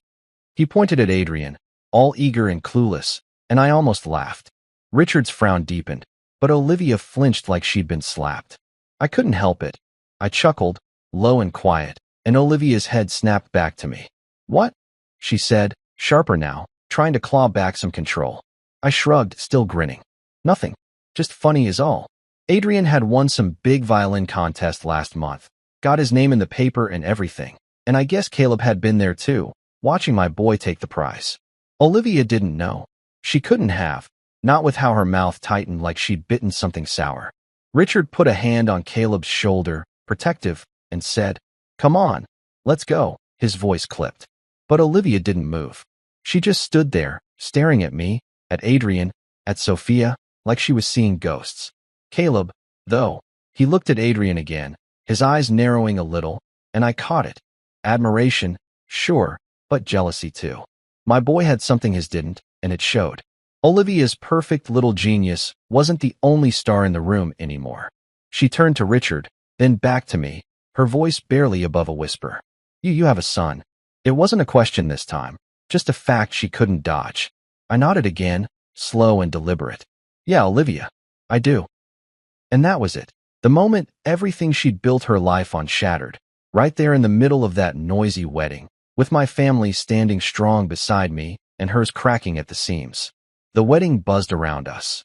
Laughter, music, the clatter of plates, but all I could focus on was Olivia standing there, her face pale, her eyes locked on Adrian like he was some kind of riddle she couldn't crack. I just dropped the bomb. My son, right there in front of her, and she was still reeling, her wine glass trembling in her hand, her perfect little world tilting sideways. Sophia stood beside me, her arm brushing mine, steady as always, and Adrian was next to her, licking frosting off his fingers, completely unaware of the chaos he'd just caused. Olivia's husband, Richard, had tried to pull her away, his voice tight with that, let's go he'd barked, but she didn't budge. She couldn't. She was stuck, staring at my boy, and I could see the pieces falling into place in her head, the truth she'd spent years running from catching up to her all at once. Then Caleb broke the silence, his voice high and curious, cutting through the tension like a kid who didn't know better. Dad, he's the boy from the violin competition, he said, tugging at Richard's sleeve, pointing at Adrian with this mix of awe and something sharper. Envy, maybe. I couldn't hold back the chuckle that slipped out, low and rough, because this was too good. Olivia's head jerked toward me, her eyes narrowing like she could still claw her way out of this. What's so funny? She snapped, her voice brittle, trying to grab back some of that old control she used to wield like a weapon. I shrugged, keeping it easy, letting her stew. Just funny, I said, nodding toward Adrian. You didn't know, did you? She didn't answer, but her face said it all. Tight lips, a little crease between her brows, the kind of look she got when she was cornered. Adrian had made waves last month, won this big international violin contest, the kind where they put your picture in the paper and send you home with a trophy bigger than your head. I'd been there, front row, cheering him on, Sophia snapping pictures while he played like his little hands were born for it. Caleb must have been there too, I figured, probably in the crowd, watching my son take the stage and walk off with the win. And Olivia, the woman who'd spent years bragging about her genius son, had no idea she'd been outdone by the kid she never thought I could have. The irony was thick, and I let it hang there, watching her squirm. Richard shifted, his hand still on Caleb's shoulder, but his eyes were on Olivia now, hard and questioning. What's he talking about? He asked, his voice low, like he didn't want the whole room hearing. She didn't look at him, just kept staring at me, then Adrian, then back to me, her breath coming a little faster. I could see it, the way her mind was racing, trying to stitch together a story that'd save her pride. But there wasn't one. He's good, huh? I said, nodding at Adrian, who was now chatting with some kid about the cupcakes, oblivious to the mess he'd kicked up. Won it fair and square. Made us proud. I kept my tone light, but the weight of it landed hard. She'd built Caleb up as the best, the brightest, and here was my boy, shining just as bright, maybe brighter. Olivia flinched, just a little, but I caught it.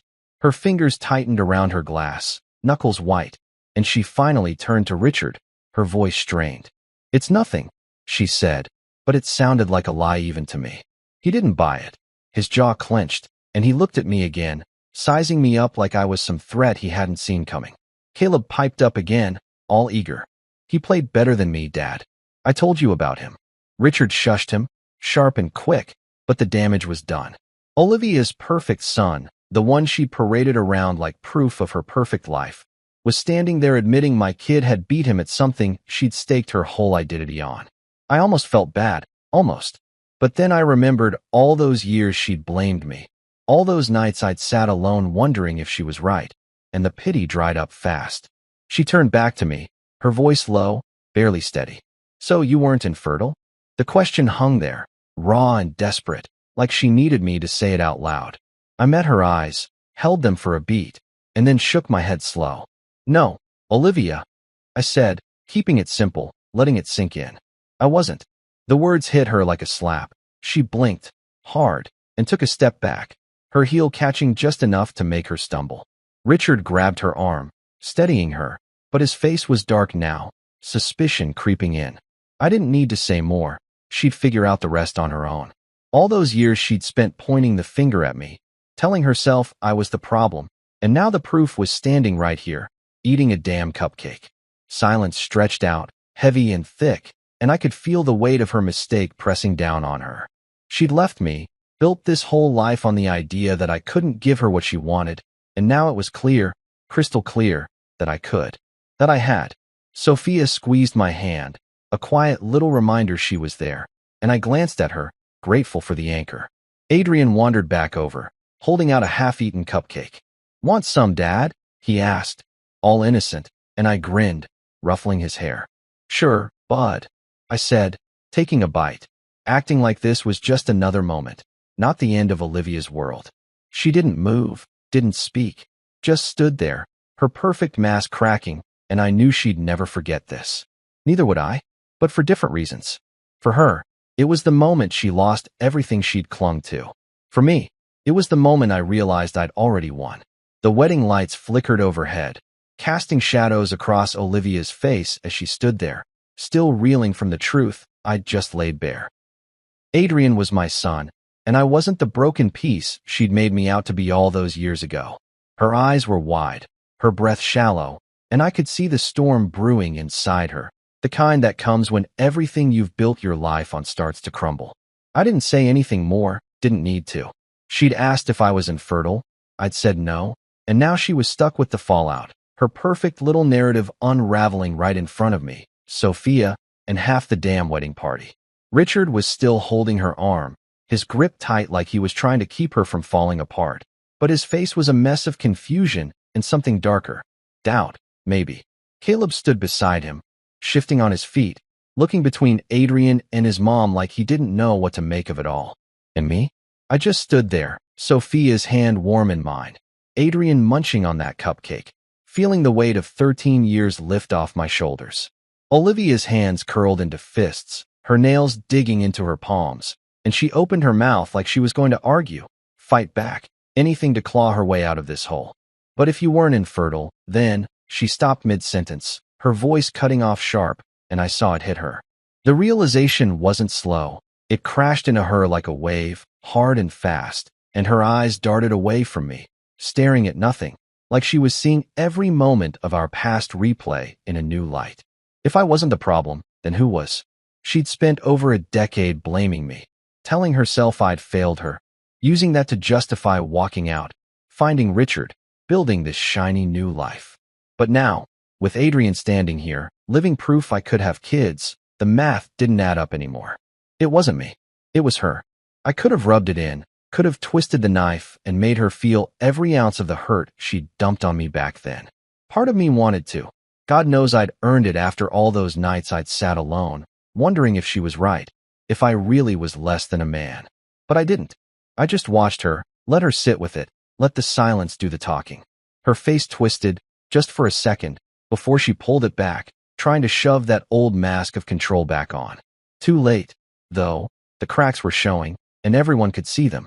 Richard's frown deepened, and he stepped closer to her, his voice low but sharp. "Wait, Olivia, were we ever tested?" He said it like a question, but it sounded more like an accusation, and I saw her flinch, her shoulders hunching just enough to give her away. She didn't answer him, not right away. Her eyes flicked to him, then back to me, then down to the floor, like she was looking for a way out that wasn't there. We didn't need to," she stammered, her voice thin, nothing like the confident snap she'd had earlier when she was bragging about Caleb. Richard's jaw tightened, and I could tell he wasn't buying it. "Didn't need to?" He repeated, louder now, drawing a couple of glances from the people nearby. "You told me he jerked his head toward me. Was the reason you couldn't have kids. You said it was him." His tone was hard, edged with something raw, and I realized he was piecing it together too. All those years, she'd fed him the same story she'd fed herself, and he'd believed it, until now. I didn't stick around to watch the rest of their unraveling. I'd seen enough.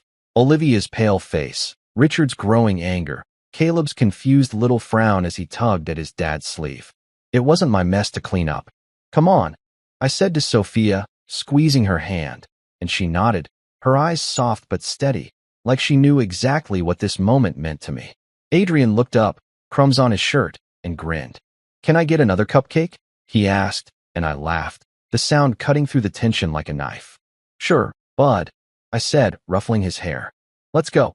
We turned to walk away, the three of us, my real family, the one I'd built from the ashes Olivia left behind. She called after me, her voice shaky but loud enough to stop me for a second. "Wait." I paused, glanced back over my shoulder, saw her standing there with her hands half raised, like she could pull me back into her orbit. We can talk about this," she said, desperate now, her eyes pleading. I looked at her, really looked at her, for what felt like the first time in years. The woman who'd broken me, who'd walked out without a backward glance, was standing there begging for something. Answers, maybe, or a way to rewrite the past. But I was done giving her pieces of me. "No, Olivia," I said, calm and final. "We've got nothing to talk about." Sophia's hand slipped tighter into mine, warm and solid, and Adrian tugged at my sleeve, impatient for that cupcake. I turned away, left Olivia standing there with her crumbling world, and walked back to the party, back to the noise and the laughter and the life I'd made. I didn't need to see her fall apart. I'd already won, not by tearing her down, but by building something she could never touch. And that was enough. The wedding music hummed in the background as I walked away from Olivia, her voice still echoing in my ears. "Wait, we can talk." But I didn't stop, didn't turn back, just kept moving with Sophia's hand in mine and Adrian bouncing ahead toward the dessert table. I could feel her eyes on me, though, burning into my back like she thought she could will me to stay, to give her something. Anything, to make sense of the mess she'd just stepped into. But I was done. 13 years ago, she'd walked out on me without a second thought, left me broken and blaming myself, and now here I was, whole again, with a family she'd never dreamed I could have. She didn't get to pull me back into her world, not after all this time. I'd given her enough back then, my heart, my hope, every piece of me, and she'd thrown it away. This moment, this was mine, not hers. Sophia squeezed my hand, her fingers warm and steady, and I glanced at her, catching that quiet smile she always had when she knew I needed it most. "You okay?" she asked, soft enough that it stayed between us, and I nodded, letting out a breath I didn't realize I'd been holding. "Yeah," I said, and I meant it. Seeing Olivia unravel, watching her perfect little life crack open right in front of me. It didn't feel like revenge, not exactly, but it felt right, like the universe had finally balanced the scales. Adrian darted ahead, grabbing another cupcake, and I laughed, the sound cutting through the weight of the moment. "Slow down, bud," I called, and he grinned back at me, frosting already smeared on his chin.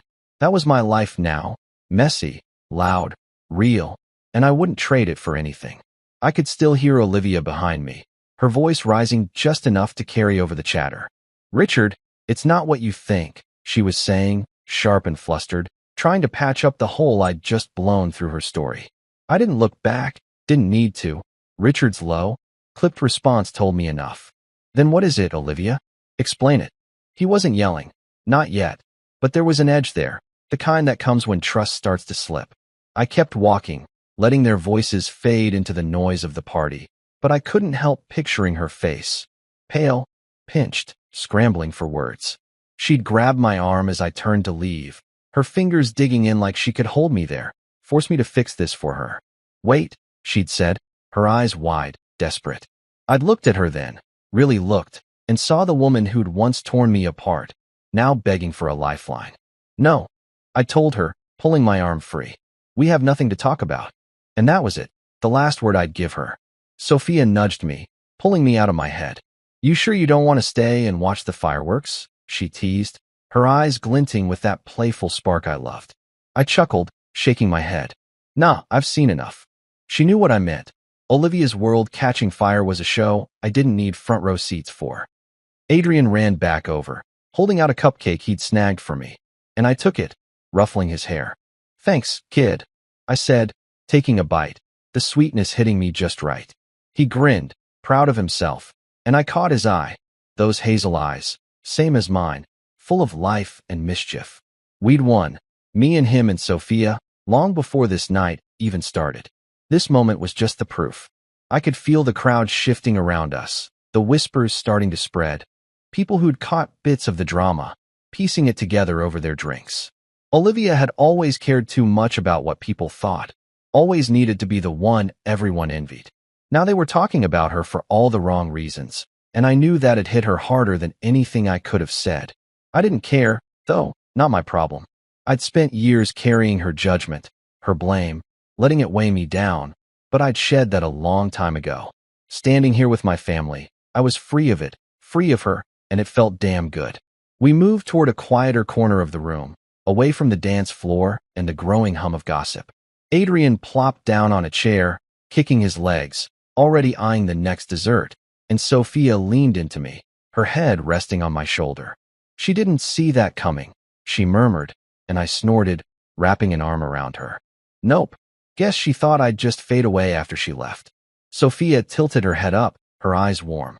Her loss, she said, simple and sure, and I kissed her forehead, feeling the truth of it settle in my bones. Olivia had walked out thinking she'd traded up, but I'd ended up with everything she'd told me I'd never have. A wife who loved me, a son who made me proud, a life that was mine. Back across the room, I could hear Caleb's voice, small and hesitant, cutting through the murmur. Mom, what's going on? He asked, and I didn't catch her answer. Just a low, strained mumble that didn't sound like the Olivia I knew. Richard's voice followed, sharper now, and I figured their night was about to get a lot longer. I didn't turn to look. Didn't need to. I'd given her the final blow, not with anger or spite, but with the simple, undeniable fact of my happiness. She could wrestle with that however she wanted. I was done playing her game. I took another bite of the cupcake, handed the rest to Adrian, and pulled Sophia closer. The music picked up, the party rolled on, and I let it all wash over me, knowing I'd closed that chapter for good. The wedding lights dimmed a little as the night wore on, the dance floor filling up with swaying couples and tipsy laughter, but I was ready to leave Olivia and her mess behind for good. I'd said my piece, walked away with Sophia's hand in mine, Adrian trailing ahead with his cupcake-stained shirt, and I felt lighter than I had in years, like I'd finally shaken off the last of the weight she'd left on me 13 years ago. Her voice, that desperate weight she'd thrown after me, still lingered in my head, but I didn't let it pull me back. I'd given her nothing, no explanations, no arguments, just the sight of my family and the truth she couldn't dodge. Now we were over by the edge of the room, near the big windows looking out on the night, and I could feel the party shifting around us, the air buzzing with whispers that weren't my problem anymore. Sophia leaned against me, her shoulder warm against mine, and Adrian plopped down on a chair nearby, swinging his legs like he didn't have a care in the world. Can we go home soon, Dad? He asked, his voice muffled around a mouthful of frosting, and I grinned, nodding. Yeah, Bud, soon, I said, ruffling his hair. He didn't know it, didn't need to, but he'd just turned Olivia's world upside down without even trying. All those years she'd spent telling herself I was the failure, the one who couldn't give her what she wanted, and here was my boy, living proof she'd been wrong. I didn't need her to say it out loud. Her face back there, pale, stunned, lost, had said it all. And now I was done, ready to walk out of this place and leave her to deal with the pieces. The crowd's murmur grew a little louder, and I caught snippets of it. People glancing toward where Olivia stood with Richard and Caleb, their heads bent together, voices low but tense. I didn't look, didn't want to, but then Caleb's voice broke through, small and shaky, carrying over the noise. "Mom, did you lie about Dad?" he asked, and it stopped me cold for a second, my hand stilling on Adrian's head. Sophia tensed beside me, her breath catching, and I knew she'd heard it too. I kept my eyes on my son, watching him dig into another bite of cupcake, but my ears were locked on that little question hanging in the air. Olivia's answer came, soft and stumbling. "No, Caleb, it's not like that," but it didn't sound convincing, not even to a kid. Richard's voice followed, sharp and low, something about, "We'll talk later," and I could picture him steering them away, trying to hold their perfect image together while it cracked at the seams. I didn't turn around. Didn't need to see her scrambling to explain. Didn't need to watch Richard's face harden or Caleb's confusion grow. The whispers spread like wildfire, guests leaning in, passing the story along, turning Olivia's big moment of triumph into something else entirely. She'd always cared too much about what people thought, always needed to be the one everyone admired, envied, looked up to. Back when we were married, she'd drag me to parties just to show us off, her arm looped through mine, smiling like we were some prize couple. When the kid thing fell apart, she'd blame me to save face, told everyone I was the reason we couldn't have a family. And now here it was, all coming back to bite her, her reputation, the one thing she'd guarded like gold. Slipping through her fingers in front of all these people she'd spent years trying to impress.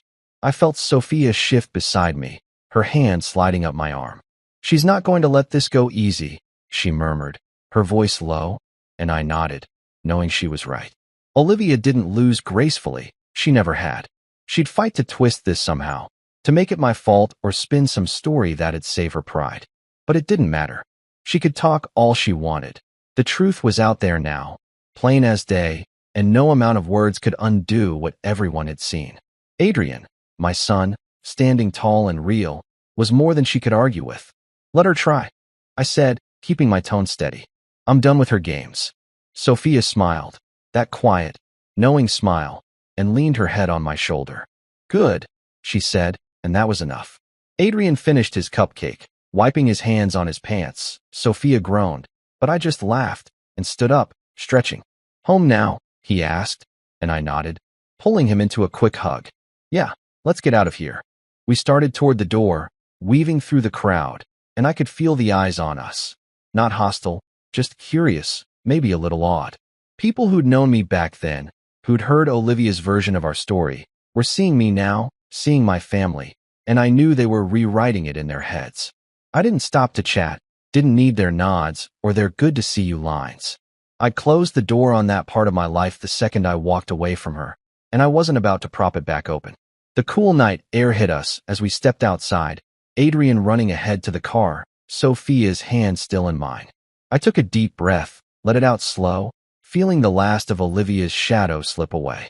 Back inside, she'd be dealing with the fallout, Richard's questions, Caleb's doubts, the whispers that'd follow her for weeks. But out here, it was just us.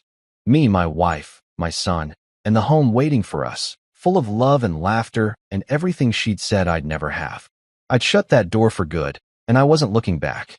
The car hummed along the quiet road as we left the wedding behind, the glow of the venue fading in the rearview mirror, and I felt this calm settle over me, deep and steady, like I'd finally put something to rest. Sophia sat beside me, her hand resting on my knee, and Adrian was in the back, already half asleep, his head lolling against the window with cupcake crumbs still clinging to his shirt. The night was dark, stars poking through the sky, and I kept my eyes on the road, letting the rhythm of the drive smooth out the edges of everything that had happened. Olivia's face, shocked, crumbling, flashed in my mind for a second, but I pushed it away. She didn't get to take up space in my head anymore, not after tonight. I'd walked away from her questions, her desperation, and now I was headed home with the only people who mattered. This was where I belonged, and I knew it down to my bones. We pulled into the driveway, The little house sitting there under the porch light, warm and welcoming, nothing fancy but ours. Adrian stirred as I cut the engine, mumbling something about wanting to stay up, and Sophia laughed, soft and easy. "Nice try, kiddo," she said, unbuckling her seatbelt. "Bedtime for you." He groaned, but there was a grin in it, and I climbed out, stretching my legs, feeling the cool night air against my skin. Inside, the place smelled like us, like the dinner we'd cooked last night.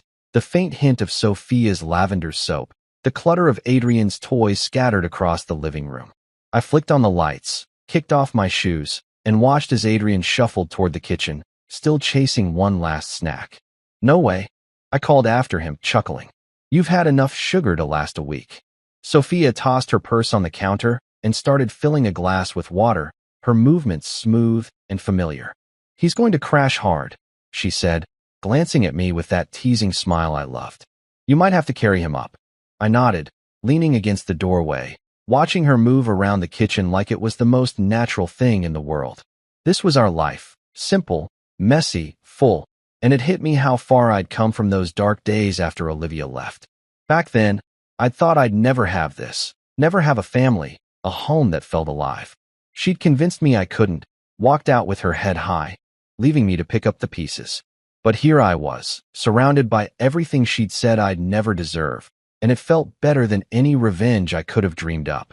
Adrian wandered back in, yawning, and I scooped him up before he could argue, slinging him over my shoulder like a sack of potatoes. "Dad," he protested, laughing, kicking his legs half-heartedly, and I grinned, carrying him toward the stairs. "Time's up, buddy," I said, hauling him to his room while Sophia followed, flicking off lights behind us. I dropped him on his bed, dodging a playful swipe as he grabbed his pillow, and Sophia leaned in the doorway, watching us with that warm look she got when she thought I wasn't paying attention. "Brush your teeth first," she said, and he groaned again but obeyed, dragging himself to the bathroom. I sat on the edge of his bed, waiting, listening to the water run, feeling the quiet pride that came with nights like this. Ordinary, but mine. When he flopped back onto the bed, I pulled the covers up, tucking him in like I'd done 1,000 times. "Good night, kid," I said, and he mumbled something sleepy, already drifting off. I stood, looking down at him. Those hazel eyes closed now, his breathing slow, and felt this swell in my chest. He was everything I'd wanted back when I was with Olivia, everything she told me I couldn't have. I'd believed her for too long, let her words sink in deep, but Sophia had pulled me out of that, given me this life without ever asking me to prove anything. I turned off his light, stepped into the hall, and found her waiting, her arms crossed, a playful glint in her eyes. "You're a softie," she said, and I laughed, pulling her close. "Only for you too." I shot back, kissing her quick before we headed downstairs. We ended up at the kitchen table, just us, the house settling around us with little creaks and sighs. Sophia poured us each a glass of water, and we sat there, talking about nothing. Her day at work, Adrian's latest school project, letting the night unwind. Then she grinned, leaning forward.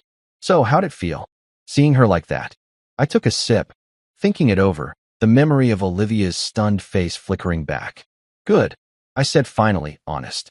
Not because she was falling apart, but because I wasn't. "I've got this, you, him, us, and she can't touch it." Sophia nodded, her hand sliding across the table to cover mine. "She never could," she said, and I knew she was right. I didn't care about revenge, never had. Olivia's life, whatever mess it was now, was her own doing. She'd made her choices, built her world on lies, and tonight those lies had caught up to her. Me? I didn't need her to suffer to feel whole. The truth, Adrian, Sophia, this home, was enough, more than enough. I squeezed her hand, stood to rinse our glasses, and felt the last of that old hurt slip away.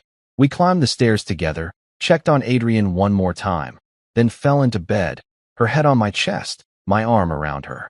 The house was quiet, alive with us, and I knew, right then, I was exactly where I was meant to be. Let Olivia live with her regrets. I had everything I needed right here. It was 2:47 a.m. on a Tuesday when my phone buzzed, jolting me out of a groggy half-sleep. In that blurry moment between consciousness and dreams, I saw her name flash across the screen. Miranda. 10 years. A decade of shared mornings, arguments over whose turn it was to take out the trash, the laughter when we got lost on road trips. And now this. Just married Jeremy. You're pathetic, by the way. My fingers shook as I opened the attachment. The image that loaded was a punch straight to the gut. Miranda and her co-worker grinning under the garish glow of pink neon. Wedding attire be damned. They held a marriage certificate like a carnival prize, drunken and triumphant. My stomach clenched. I stared at that picture for what felt like an eternity, but was probably no more than 30 seconds. I could almost hear the echo of her laughter, see the arrogance in her eyes. The betrayal smeared across her face like lipstick she applied just for this moment. All those nights I stayed late at the office to cover her when she was too exhausted. Every credit card bill I paid. The house deed in my name. The car registration I signed without a second thought, trusting that we meant us. But she had forgotten that we also meant me. I set my jaw and typed one word, cool. It felt inadequate, but it was enough. It was my declaration that I wasn't going to plead or beg. I wasn't going to send her a string of self-pitying texts or call the police claiming emotional distress. All those years I funked over promises. Now she would taste the real thing, not empty words, but decisive action. I slid out of bed, every muscle alive with a single, ironclad purpose, to erase her. I dressed quickly in jeans and a hoodie, the fabric rough against my skin but a perfect shield for what came next. I lit a cigarette for the first time in years, inhaling the acrid smoke and letting it steal me. I glanced around our shared bedroom. Miranda's favorite silk pillowcases, the framed photo of our wedding, the half-unpacked boxes from our last move. None of it mattered anymore. Everything belonged to me, and I intended to take it back. My first call was to the bank. I need all cards in my name only, I told the teller, voice steady. Close every joint account. Revoke her privileges. I didn't mention my wife had married someone else at 2:47 a.m. I simply cited safety concerns. Within minutes, the bank froze her credit, rerouted automatic payments, and flagged any suspicious transactions. Next was the car dealership. I want her removed as an authorized driver, I instructed, providing the dealer with a copy of the certificate I had lying on my desk. The old agreement was null and void. I crossed that line out with a flourish. By 3:15, as the sky was beginning to lighten, I was wired not with anger but purpose. I called a 24-hour locksmith, a hulking man with tired eyes who gave me a nod that spoke volumes. No questions. $300 later, I held new keys in my hand. The telling satisfaction of changing locks at 3:45 a.m. has a clarity no marriage vow can match. I drove home in silence, the city's deserted streets rolling past like an audience to my metamorphosis. At 5 a.m., I changed the locks. The stale scent of our shared life evaporated when I slammed the door shut behind me. All access revoked, physical and financial. I stood in the empty hallway, listening. No footsteps, no pleading voice. Just the quiet hum of dawn breaking over the horizon. I pocketed the old keys. They might have been hers this morning, but by sunrise they were worthless. At 5:05 a.m., I slipped back into bed, exhaustion finally catching up to me. For the first time in years, I slept like a baby, undaunted, unburdened, and entirely free. The chapters of my life with Miranda had closed exactly when I wanted them to. I didn't need apologies or explanations. She had declared her choice in Vegas, and I had declared mine right back in our bedroom. Cool. That single word was all I needed. And in that decisive moment, I knew I meant it. By 3:15 a.m., the adrenaline that had pulsed through my veins since the Vegas text finally settled into a fierce clarity. I was no longer dazed by betrayal. I was galvanized by the mechanics of undoing 10 years of joint ownership.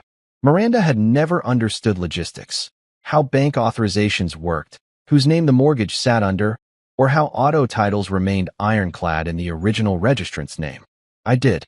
I'd handled every bill, every account, every detail, trusting that us meant a team. Now I would apply that knowledge to dismantle everything she took for granted. I sat at my kitchen table, the overhead light humming in the stillness, and made a list. First, revoke her access to our bank accounts. Second, remove her as an authorized driver on my car. Third, change the locks, both digital and physical. Fourth, cancel her credit cards.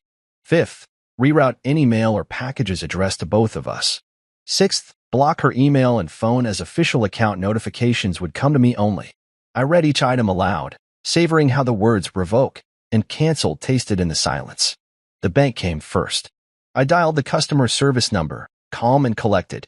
"I'm the primary account holder," I said, providing my social security number and date of birth. "My wife, Miranda, last name, was recently married elsewhere. I need to remove her as an authorized user, freeze any pending transactions under her name, and reissue my cards immediately." The teller hesitated, likely searching policy guidelines, but the corporate language was on my side. Proof of identity plus a clear statement of unauthorized activity. Within minutes, her cards were canceled, and I was told new ones would arrive at my address only. Next, the car. Our shared vehicle. A sleek SUV we leased 5 years ago sat in the driveway, gleaming under the street lamp. I called the dealership's 24-hour service line. "I'd like to revoke any secondary drivers on my lease agreement," I explained, sending a scanned image of the marriage certificate for proof that she had legally made herself unavailable under our contract. As of 4 a.m., only I held the right to operate or refinance the vehicle. I pictured her pulling up in that driveway later and being denied entry, the engine's hum replaced by a cold engine block. The locksmith arrived at 4:15 a.m., a burly man in a reflective vest who eyed me without judgment. He asked no questions beyond, "Same locks, new keys?" I nodded. He worked in silence, his tools clicking and whirring like a mechanical heart. New deadbolts slid into place, and a new keypad blinked to life. By 4:45, the old keys were useless. I pocketed the spares and handed him a crisp bill with a nod of thanks. "You're welcome," he grunted, packing up and disappearing into the night. With the physical and financial barriers secured, I turned to digital domains, email, cell service, subscription accounts. Miranda's address was removed from our streaming services, our grocery delivery subscriptions, and even our shared cloud storage. I updated passwords, two-step authentication enabled, and set up alerts for any login attempts using her credentials. I imagined her frustration when she tried to stream our favorite shows or check the grocery balance and found herself locked out. Every ping of a failed login would echo her own failure at fidelity. At 5 a.m., I surveyed the aftermath. The house felt smaller, oddly hollow without her presence. The refrigerator hummed emptily, our shared coffee mugs sat on the counter, and that silk robe of hers still draped over the bathroom door. I gathered her toothbrush and a few sentimental items into a box labeled with a Sharpie, "Miranda. Do not open until legal counsel." I placed it on the front porch with a note. "Your belongings have been retrieved. Contact me for pickup after legal resolution." Then I pulled the door closed and pressed the new keypad. The lock clicked shut like a gavel. I returned to bed, the digital clock casting 5:05 a.m. in stark red numerals across the ceiling. In the space of 2 hours, I'd converted betrayal into procedure, heartbreak into process. My mind, which had once spun with shame and confusion, now rested on a bedrock of control. The weight on my chest lifted. I no longer feared the unknown of her next move because I'd anticipated every contingency. She had gambled on our life and lost. I had outplayed her at her own game, converting emotional anguish into systematic eradication. Exhaustion finally crept in, pulling me under like a gentle tide. For the first time in days, maybe weeks, I felt the possibility of sleep unfurl before me. My last conscious thought was a simple affirmation. I did this for myself, not out of vengeance, but justice, my own brand of justice, applied at exactly 3:15 a.m. when purpose eclipsed hurt. And as I drifted off, the midnight reset complete, I realized that freedom sometimes comes in the quiet hours, when the world sleeps and you reclaim your own life one lock, one account, one key at a time. The knock came at 8 a.m., sharp and insistent, rattling through the empty halls of the house I had reclaimed. In the pale light of dawn filtering through half-drawn blinds, I paused mid, coffee pour, heart twisting briefly with a flicker of apprehension. My new locks held firm, but the unexpected urgency of the sound took me by surprise. I set the mug down and walked to the door, noticing how silent the house felt without Miranda's morning hum or the clatter of her hairdryer. I opened the door to find 2 uniformed officers standing on my porch, their expressions polite but businesslike. One was older, salt and pepper hair neatly trimmed, eyes softened by decades of experience. The other looked fresh-faced, barely out of the academy, shifting from foot to foot like he regretted wearing the tie at this hour. The older officer cleared his throat. "Sir, we received a call from your wife. She says you've locked her out and taken all her possessions." He gestured to the sealed boxes on the porch. I held the door with one hand and raised my phone with the other, sliding to the correct screen. Check your timestamps, I said calmly, pressing play on the Vegas photo message. The timestamp glowed in the corner of the image. 2:47 a.m. She informed me at 2:47 a.m. that she'd married someone else. Please note, this certificate is from Nevada. My wife, or rather my former wife, is legally married to another man. I tilted my head slightly, inviting them to look closer. The younger officer's lips twitched as if he were fighting back amusement. He leaned forward to examine the photo more carefully. The glow of the certificate's embossed seal reflected in his eyes. The older officer reached into his jacket and flipped open his notepad. So this is all a civil matter? He asked, his voice gentle but firm. We can't force you to let her back in. I nodded, feeling a rush of relief that the law sided with me in a clear-cut way. That's correct. She's no longer my spouse, and these locks are within my legal right. She can resolve matters through her attorney. The older officer glanced at his partner, then back at me. You may wish to document everything, sir. This might head to family court if she pursues it. I offered them a brief summary. How I had revoked her account privileges, changed the locks, and boxed her belongings with a polite notice. I described Miranda's refusal to pay bills for years and how she'd funneled money from our joint grocery account into her own storage fund. The officers exchanged looks. Off-the-record sympathy for my situation, no doubt, and the older man rapped the side of his helmet. Well, sir, there's nothing more we can do here. Best of luck. As they stepped off the porch, I caught a glimpse of Miranda's face at the end of the driveway. She stood in sweatpants and an old t-shirt, hair mussed and eyes red-rimmed. She watched them leave, betrayal and indignation flickering across her features. She opened her mouth, probably to shout, but no words came. She held up her phone, as though she were about to record video evidence of our civil injustice, but the officers had already driven away. I closed the door softly and leaned against the frame, the rush of adrenaline slowing to a hum. The house felt impossibly still, too still, as if it were holding its breath. I returned to the kitchen counter and poured myself a fresh cup of coffee. Steam curled up like a ghost of our past life, but for the first time, it didn't bring a knot to my chest. It brought clarity. Miranda was on her own now, for better or worse. I glanced at the boxes on the front porch through the frosted glass panel. Each one bore my neat black ink label, Miranda, Personal Effects. I pictured her rummaging through them later, forced to confront the reality of what she had done and what she had lost. No more shared keys, shared credit, shared life. Only this evidence of her sudden departure and the consequences I had meticulously laid out. By mid-morning, the neighborhood had come alive. Joggers on the sidewalk, the ice cream truck jingling down the block, neighbors gathering their mail. I stepped outside to retrieve a stray package and found a few curious glances. Word travels fast in suburban circles, even at 10 a.m. I caught Mrs. Abrahams peering over her fence and gave her a nod. She looked away, feigning disinterest, but I noticed the slight lift of her brow. I couldn't blame her. Our drama was the kind of spectacle that made front-page gossip in small circles. Back inside, I checked my phone again. No messages from Miranda, no calls, only the lingering echo of her half-hearted, "You're pathetic" text. My lawyer's number flashed on the screen, reminding me of the custody and divorce proceedings that lay ahead. I knew I had to file the paperwork soon or let her lawyer initiate it.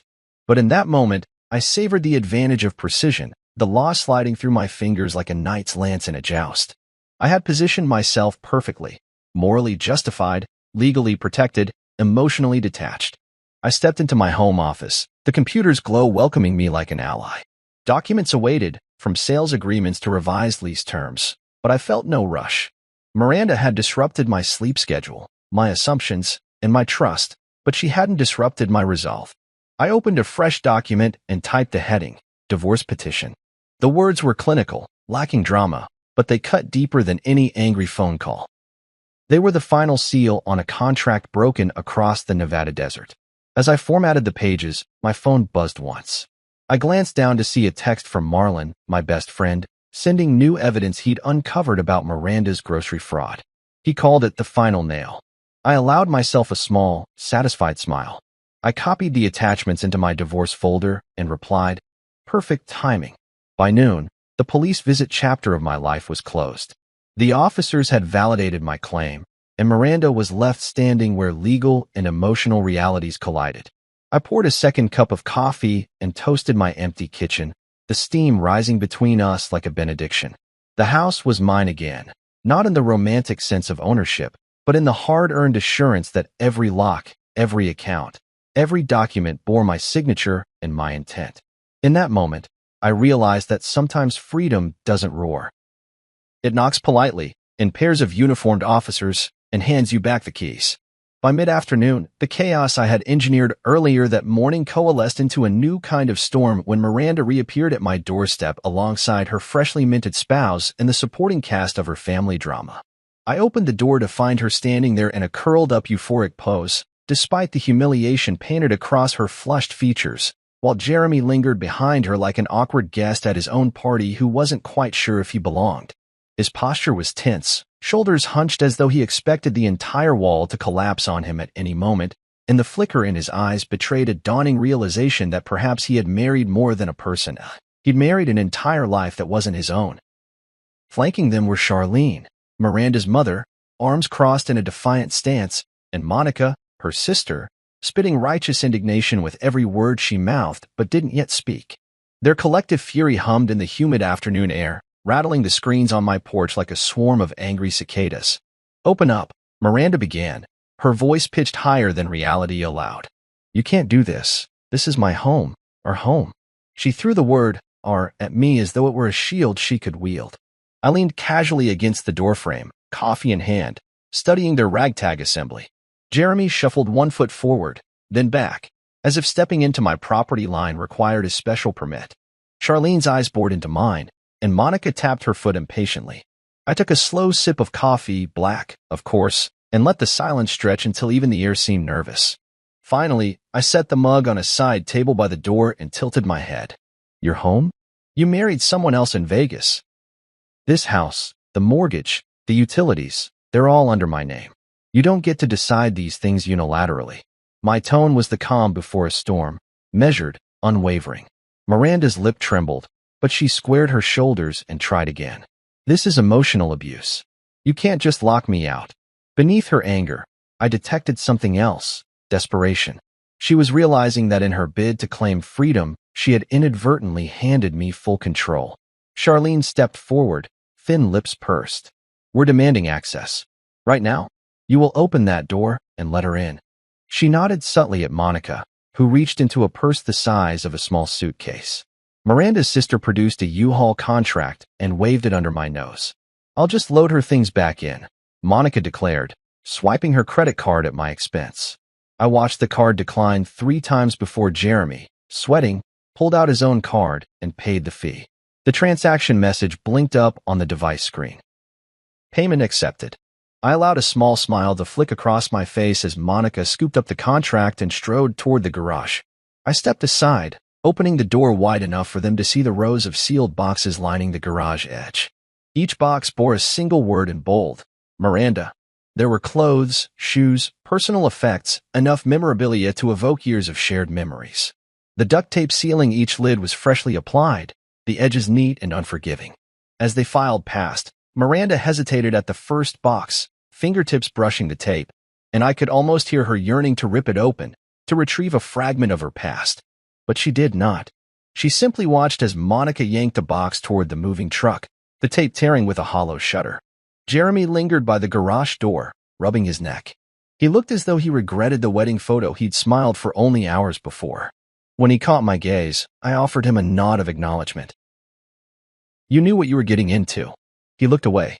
Charlene muttered something about imminent lawsuits, and Monica barked about theft of joint property. I crossed my arms. "All of these boxes contained your personal items only. I've left behind everything that was jointly purchased before you vanished last night." I turned and walked back into the house, pausing on the threshold to deliver my final point. "You have 1 hour to finish loading. After that, I call the tow truck." Miranda's scream cut through the afternoon calm like shattered glass.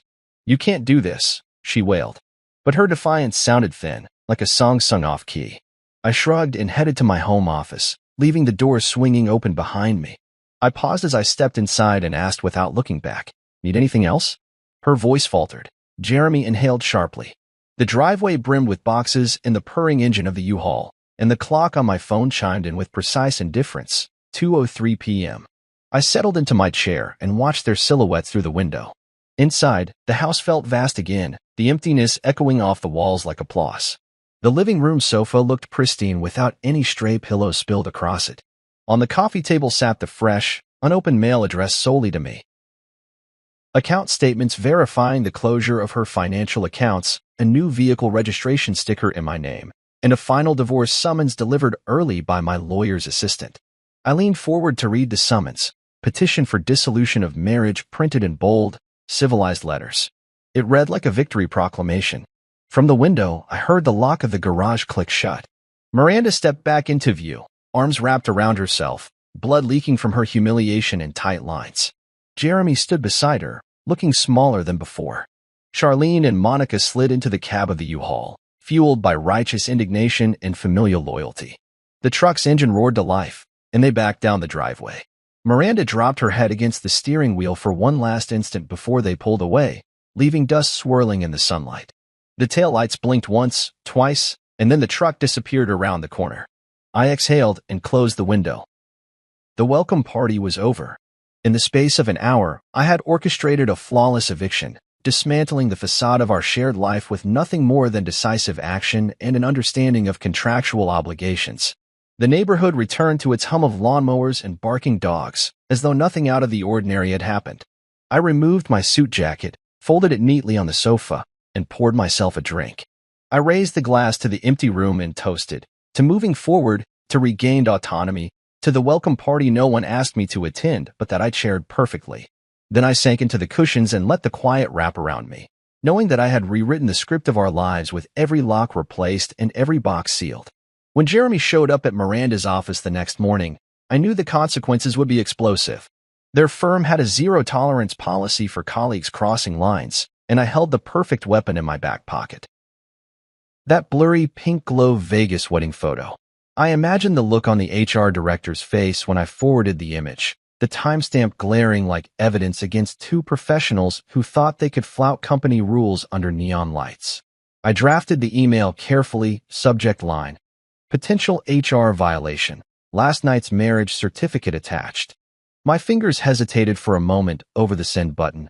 I felt a pang of pity for Miranda, remembering the countless times she rescued me from embarrassing missteps at work. But pity was a weak currency here. I hit send, and then waited with clinical detachment. Within minutes, the ping of Miranda's inbox went silent. I pictured her in her cubicle, phone buzzing unanswered as colleagues exchanged curious glances.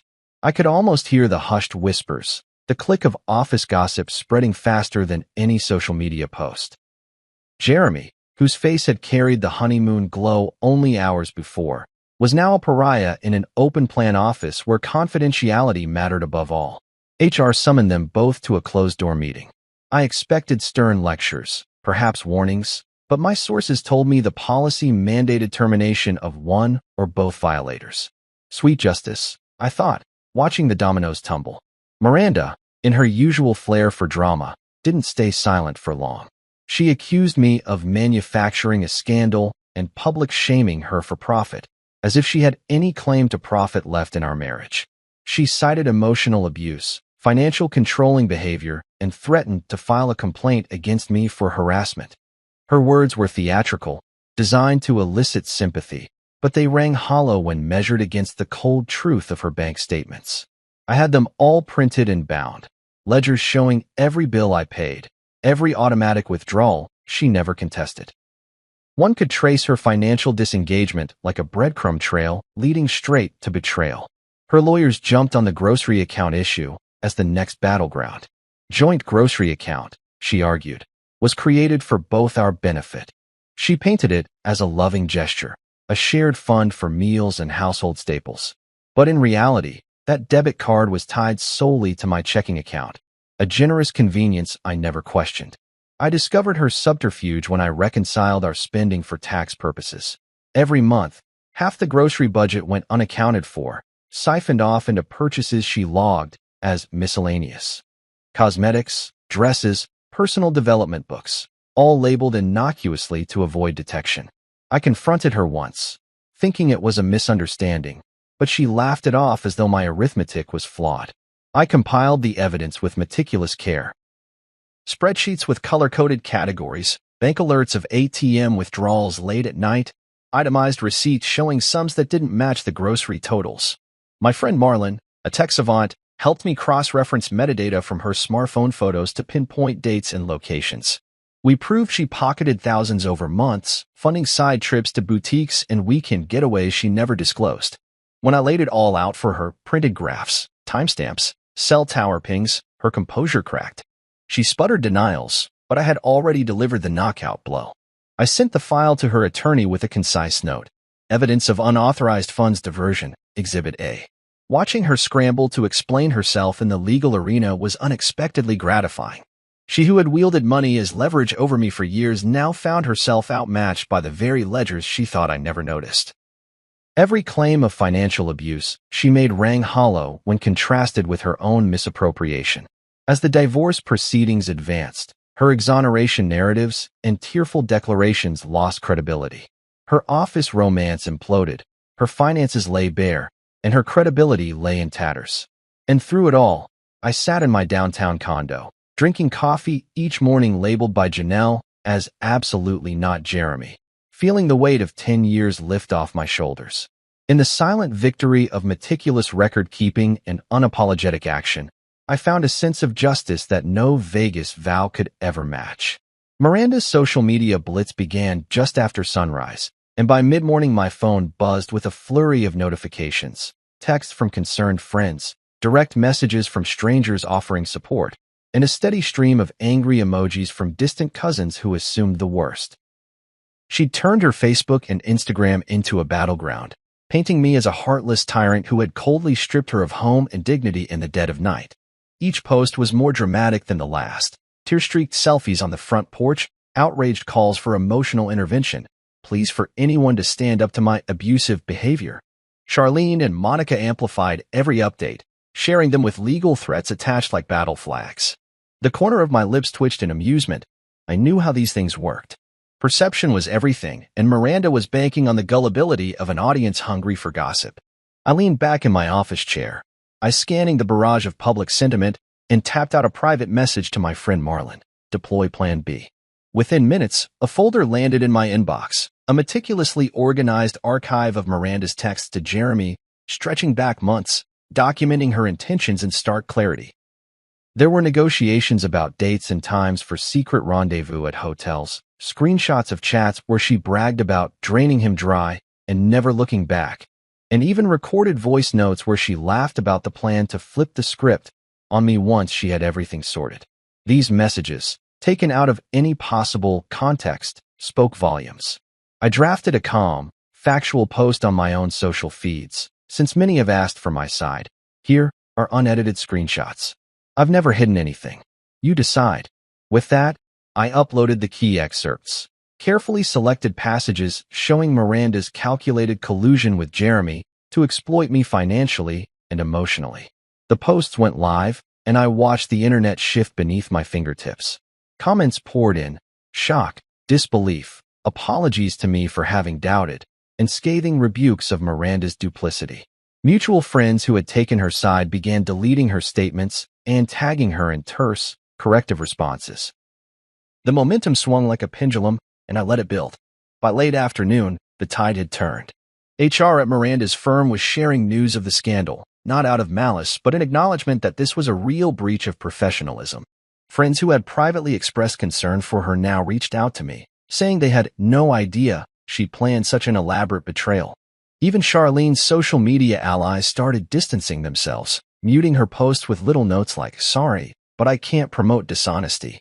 Monica's righteous indignation lost its steam as the evidence stacked up against her sister. It was the most surreal kind of justice, public vindication served cold, pixel by pixel. Yet as the virtual fireworks exploded behind the screen, I maintained my composure. I had learned that in high-stakes drama, restraint looked like strength, so I didn't gloat. I didn't taunt or throw in personal jabs. I simply presented the facts and let their weight speak. When a mutual friend asked if I felt remorse, I replied in a direct message, "Regret is for mistakes." This was intentional on both sides. I did what needed doing. That answer circulated quietly among my inner circle, reinforcing the narrative that I was the wronged party, decisive and controlled. In the physical world, the impact was just as tangible. Invitations arrived from neighbors offering spare rooms in case I felt unsafe at home. A few business contacts, previously on the fence about working with me, sent messages of solidarity, reiterating their trust in my integrity. I even received a call from a local journalist who had covered domestic disputes before. He requested an interview to tell the other side of the story. I agreed, stipulating that he present the full record of my evidence and Miranda's hidden exchanges. When he published his article, it was a masterclass in balanced reporting. 3 paragraphs of her accusations followed by 7 paragraphs of indisputable proof. As the sun set, I walked through my now peaceful neighborhood, the golden hour bathing the freshly painted front door in warm light. The laughter of children playing in a nearby yard and the distant hum of traffic felt like affirmations of normalcy returning. For the first time in weeks, maybe months, I didn't feel the ache of betrayal. That sting had been replaced by a smooth, steady hum of resolution. The world had witnessed Miranda's true colors, and I had emerged not only unbroken but vindicated. That evening, Marlon and I met at our favorite corner bar. He slid a celebratory beer across the counter. We clinked bottles and toasted to cold, hard evidence. May it always speak louder than tears. He laughed, eyes gleaming, and I felt genuine gratitude for his loyalty and technical prowess. We talked through potential fallout. Miranda might attempt to counterstrike. Her lawyers could threaten defamation claims, and there was the small matter of finalizing asset division and custody terms. But armed with raw data and public support, I felt ready for any challenge. Back home, I sat at my desk and began drafting the next phase of my legal strategy. The divorce petition needed amendments to include misconduct findings, which could influence alimony and asset distribution. I outlined bullet points, referencing the screenshots and official responses from HR and legal counsel. My gaze lingered on the carefully organized file folder, the digital certificate gleaming on my screen. Evidence. Final. Outside, the night thickened, and I heard the hush of the city settling. Before turning off the light, I posted one final message. This chapter closes here. I wish Miranda no ill will, only honesty for her future. It was brief, almost perfunctory, but it carried gravity. I turned off my computer, the glow retreating into darkness, and at last, I felt a calm confidence in the narrative I'd reclaimed. Damage control had gone nuclear, and instead of burning everything to ashes, I'd used the blast to clear a path for something new. In the aftermath of that digital war, I discovered that truth, when wielded with precision, is the most powerful weapon and the most honest companion. When the sun had climbed to its zenith and the neighborhood buzzed with midday energy, I thought the worst of the chaos was behind me. I was wrong. The first crack came as a frantic call from my boss, Elaine, a titan of the industry with little patience for petty drama. "Micah, I've just received a phone call from Miranda's father," she said, her tone clipped but with an undercurrent of bewildered amusement. "He's accusing you of harassment. My inbox is flooding with accusations. Care to explain?" I paused, tasting my iced coffee, and let the silence stretch long enough for her to realize how absurd the claim sounded. "Elaine," I began carefully, "my ex-wife's father called you? I thought he'd stay out of this." I snorted at my own understatement. "He's upset I locked her out and posted evidence of her infidelity. But harassment? I think legal definition might differ from emotional reaction." There was a soft sigh on the other end. "He's hysterical, crawling under my skin with those voicemails. But I trust you. I need a summary. I'll file it with HR." I rattled off the events in succinct fashion: the Vegas declaration, the lock change, the divorce petition, the evidence dump. Elaine's legendary pragmatism kicked in, and within minutes, she sent a brief email to corporate HR that read, "Subject: false harassment claims. Please dismiss." Details on my desk. That was victory number 1 of the day. My professional reputation secured even as Miranda's father tried to weaponize it. No sooner had I hung up than a new alarm sounded. My doorbell camera pinged with motion. I opened the video feed to see Miranda in full Karen regalia, bold floral blouse, oversized sunglasses perched on her head, and an expression of righteous entitlement. She jabbed at the doorbell button repeatedly, her voice muffled through the intercom as she demanded, "Open this door. Micah, you're a monster." My allergies flared at the sight of her. I remembered that she'd once suggested we get a cat, though I was mortally allergic. I took a slow breath, muted the speaker, and typed a quick reply on the intercom screen. "Property secured. Contact your lawyer." Moments later, I stumbled upon the next absurdity, a flurry of social media posts claiming I had killed her cat in a jealous rage. I blinked at the headlines, Micah accused of animal cruelty. My brow furrowed. We had never owned a cat. I hadn't even stepped foot in a pet store in years. This felt like the final punctuation on her delight in rewriting reality. I opened our shared chat group, now exclusively populated by mutual friends who had watched this saga unfold, and posted a simple question. I have never owned a cat. Can anyone confirm? Responses flooded in. There was never a cat. I thought that was a roommate's pet? That might be your allergy misremembering. The consensus was clear. Miranda was fabricating claims to generate sympathy. I printed screenshots of the denials and added them to the evidence final folder. If she was going to concoct a cat, I could counter with a chorus of witnesses. That evening, as the sky blazed orange, the final blow landed, a tearful voicemail from my own mother. Her voice quavered with false concern as she begged me to reconcile. Micah, she sobbed. Miranda called me crying. She sounds so lost. You promised her forever. Please, take her back. I pressed my palm to my forehead, feeling the weight of her sorrow. I loved my mother fiercely, but I refused to be guilted into punishment for someone else's betrayal. I called her back, tucking the phone between shoulder and ear as I paced the length of my living room. Mom, she married someone else. In Vegas. At 2:47 a.m., I reminded her gently. I could almost hear my mother's frail heart splinter at that reminder. She compounded every promise you cherished by sneaking around with someone else and draining our accounts. This decision, it's not about her feeling lost. It's about accountability. There was a long pause. I pictured her leaning against her kitchen counter, the afternoon sun slanting through lace curtains. I suppose I understand, she said, voice thick. I worry for her. My chest tightened. I know you do. But I need you to worry about me now. I'm the one who stayed. I closed with love and hung up, feeling a twist of sorrow for my mother's pain but a resolve even stronger than before. In the following days, Miranda's screaming fits at my door became routine. Each time, I recorded the interaction, textbook evidence of trespassing and harassment. Whenever she threatened Grandma's pearls, insisting I return the heirlooms she claimed were stolen, I produced the appraisal she'd signed 5 years ago, proving the pearls remained safely with her grandmother, alive and well. I posted those documents privately to my lawyer, building a protective case against any frivolous restraining order she might seek. Through it all, I found myself slipping into clarity rather than chaos. Each false claim she hurled, police visits, emotional outbursts, feigned vulnerability, became bricks in the wall between our past and my future. I reinforced that wall daily. New locks, legal filings, public evidence dumps, and a refusal to engage beyond official channels. As her tactics grew more desperate, my strategy grew more focused.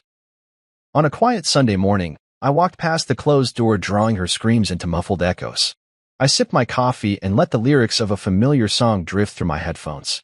No cat claws would scratch at my conscience. No harassing text would penetrate my walls. No guilt-laden voicemail would uproot my resolve. I had survived betrayal, legal skirmishes, public spectacle, and familial pressure. I had watched Elaine defend me, neighbors rally behind me, and friends stand with me. That afternoon, I printed the last document from my attorney, a comprehensive log of every encounter, from the Vegas declaration to the fraudulent cat claim. As I signed it, I realized how far I had come, from a man blindsided in the middle of the night to someone who could face down every scream, every lie, every tear with unshakable conviction. The screams, the cat, and the call had threatened to unmoor me, but instead they tightened my grip on truth. I filed the folder away under Chapter 7, Acquittal, a testament to how falsehoods, when confronted with clarity, crumble into dust.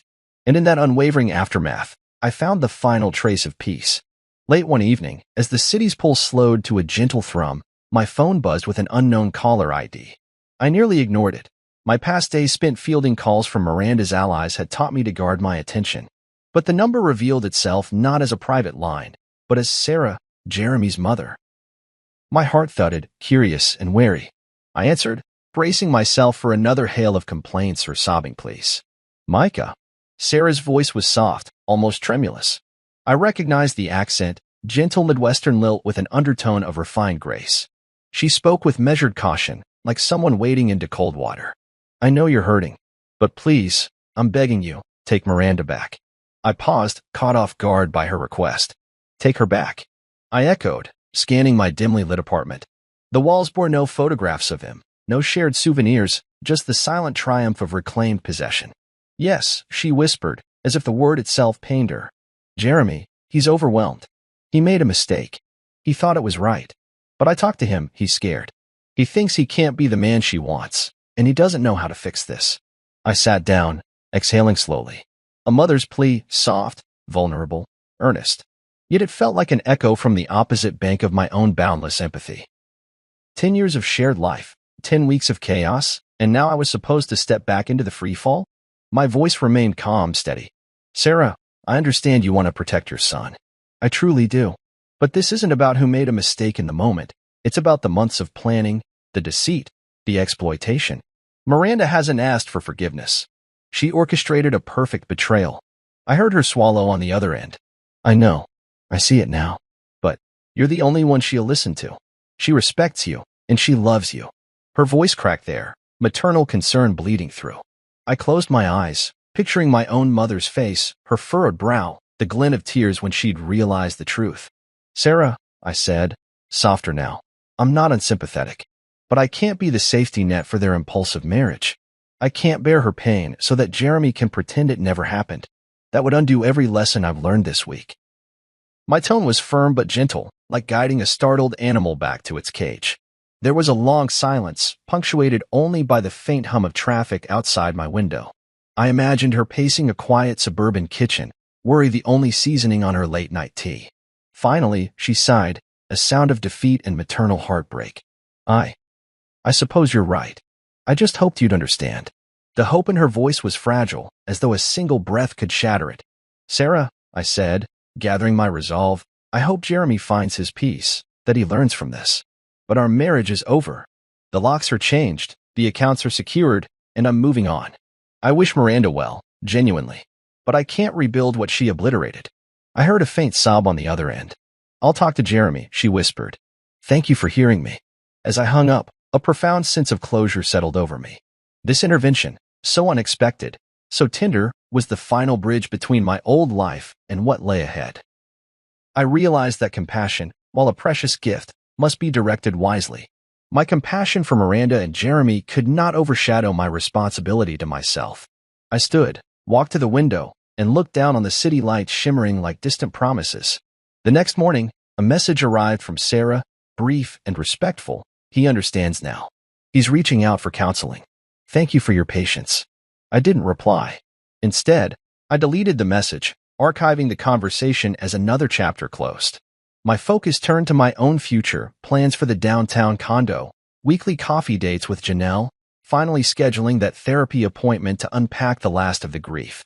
Later that afternoon, I found myself back at the corner cafe where I'd celebrated small victories with Marlon. I ordered my usual black coffee with a shot of almond syrup and let the barista label it, not her. I tucked into a seat by the window, notebook open, jotting down goals for the next month. Finalized divorce terms, save for a proper vacation, launched the new podcast I'd been dreaming about. Each item was a step away from the wreckage and towards something I build on my own terms. In that bright cafe light, surrounded by the hum of casual conversations and the hiss of espresso machines, I felt the last tendrils of doubt slip away. Sarah's intervention, though heartfelt, had not shaken me. It had affirmed my path. I looked down at the coffee before me, took a slow sip, and smiled. The road ahead was mine to chart, guided by lessons of trust and boundaries. And as I watched the steam curl upward, I finally recognized the truth I'd carried but not yet embraced. Closure isn't about forgiving everyone. It's about forgiving yourself for choosing freedom over false loyalty. With that, I packed my notebook, paid my bill, and stepped into the crisp afternoon air. The city stretched around me, vast and inviting, each block a new possibility. I walked with purpose, each footstep echoing a singular thought. I am done with Chapter 8, and Chapter 9 awaits. I arrived at the courthouse just past 8, the early morning light picking out every smudge on my blazer and every crease in my freshly pressed shirt. The marble steps felt colder than usual under my shoes, as if the building itself disapproved of the ceremony about to unfold inside. My hands itched with both anticipation and dread. Divorce court wasn't a spectacle I'd ever imagined witnessing, let alone as the central figure, but here I was, carrying every ounce of evidence, every shred of betrayal, into a room designed to dissolve what had once been sacred. Inside the hushed hallway, I spotted Miranda at the end of the aisle, a vision of tragic irony in her pristine white dress. She stood beneath the courtroom's dome of fluorescent lights, a halo defiled by circumstance. The gown was simple, lace bodice, flowing skirt. But on her, it looked like the remnants of a broken promise. Her sister Monica hovered at her side, lips pursed, while Charlene hovered behind like a matronly specter. Jeremy was nowhere in sight. I felt a flicker of pity. He'd been swallowed by this drama, but it vanished as quickly as it came. This was no time for mercy. I slid into a wooden pew across the aisle, the polished surface cold against my fingertips as I placed my briefcase beside me. The room smelled of polished wood, sour coffee, and old paper.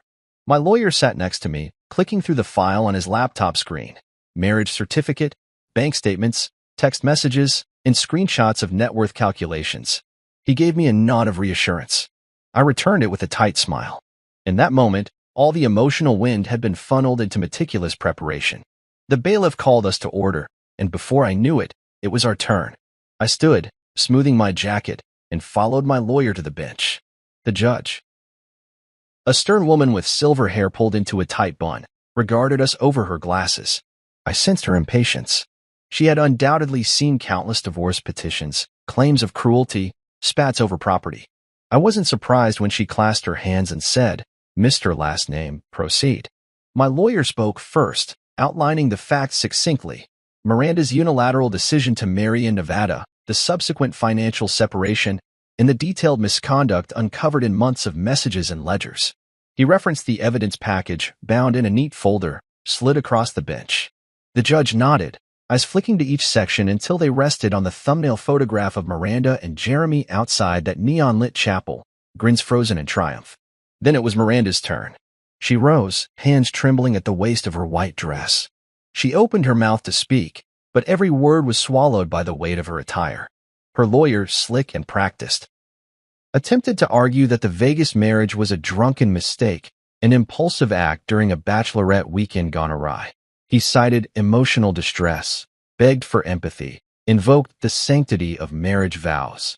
Miranda's eyes glistened with tears she'd practiced in front of her bathroom mirror. Her voice cracked, as though the courtroom itself had closed its ears. The judge's expression shifted from fatigue to disbelief as she picked up Miranda's phone printouts. She scanned a highlighted text. "Can't wait to see his face when I empty the joint account. He'll never see it coming." She flipped to another screenshot. "I love how easy this is. He never suspects a thing." The judge raised an eyebrow. "Taken out of context?" Miranda whispered, voice small and uncertain. The judge leaned forward, voice icy. What context could possibly justify premeditated financial theft and betrayal of marital trust? Silence fell so heavy it pressed against my chest. Miranda's lip quivered, but no answer came. It was as if the courtroom had swallowed her rehearsed lines. Monica gripped her arm. Charlene's face was a mask of fury and embarrassment. The judge closed the folder with a decisive snap. "I find the marriage between Mr. and Mrs. Last Name dissolved," she declared. "All shared property to be distributed as follows. The marital home, currently under Mr. Last Name's sole name, to be sold with proceeds divided per agreement. The leased vehicle remains Mr. Last Name's legal property. Savings and investments as documented remain intact, and the respondent shall pay temporary support of $500 monthly toward a professional certification program funded by the petitioner." I exhaled, feeling the tension drain from my shoulders. The judge continued, "This judgment is final. Court is adjourned." The gavel struck once, and echoes rattled through the wood-paneled chamber. I sank back onto the bench, heart pounding, eyes catching Miranda's stare. Hers was a mixture of rage, shame, and defeat. She stood momentarily as if to protest, but the judge had already turned away, attending to other matters. The clerk motioned for us to leave. I gathered my belongings, briefcase, phone, wallet, and rose. My lawyer placed a supportive hand on my shoulder. We exited side by side. In the hallway, reporters and photographers gathered, eager for a soundbite. I ignored them, focusing instead on the cool marble walls and the distant sunlight streaming through the high windows. Miranda passed me on her way out, her wedding dress rustling around her ankles like the wings of a wounded bird. I saw her lips part in a silent scream, but didn't look back. Outside, The courthouse steps were slick with morning dew. I stepped into the sunlight and felt it warm my face. My lawyer passed me the final documents, certified copies of the decree, signatures, and stamps glinting like metals. I slipped them into my briefcase and nodded. "Thank you," I said simply.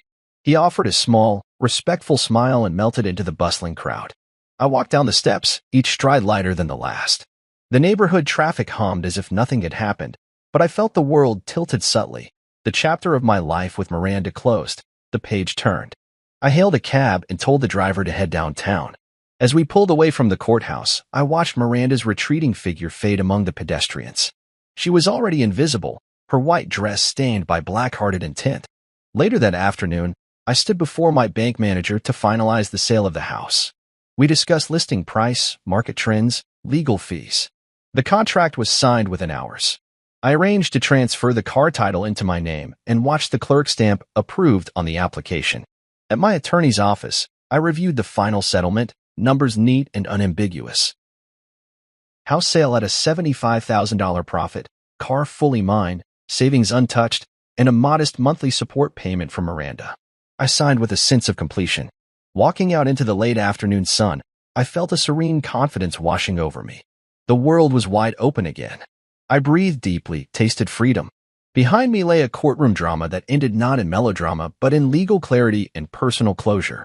I pocketed the decree and whispered to the wind, "Cool." And this time, I truly meant it. The first thing I noticed when I stepped into my new downtown condo was the view, floor-to-ceiling windows that framed the city skyline in a panorama of possibility. The morning sun danced off glass towers, and traffic below moved in a lazy river of ambition.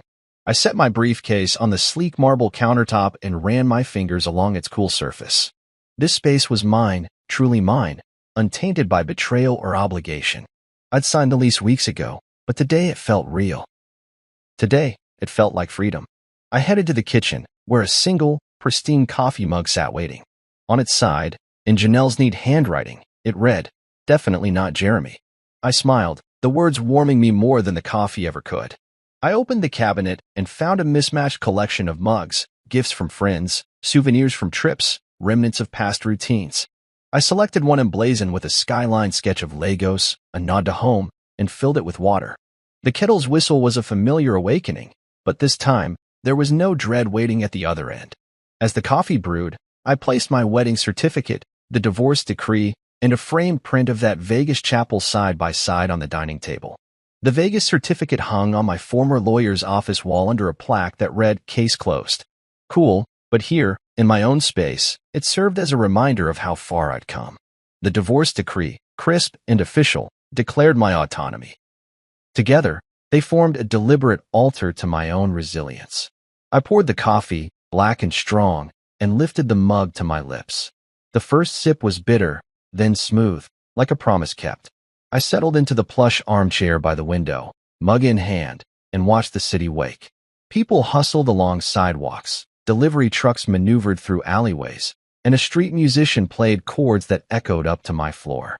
For a long moment, I simply listened. No emails demanded my response. No urgent calls from Miranda's lawyer interrupted the dawn. In that stillness, I tasted a new routine, one I could shape however I pleased. My phone buzzed. A text from Janelle. "Morning. Yoga at 10? I saved you a mat." A second line followed. "Coffee's in the pot. Come over when you're ready." I took another sip, anticipation fluttering in my chest. When was the last time I looked forward to a normal morning date, instead of dreading a conflict-laden call? Exactly.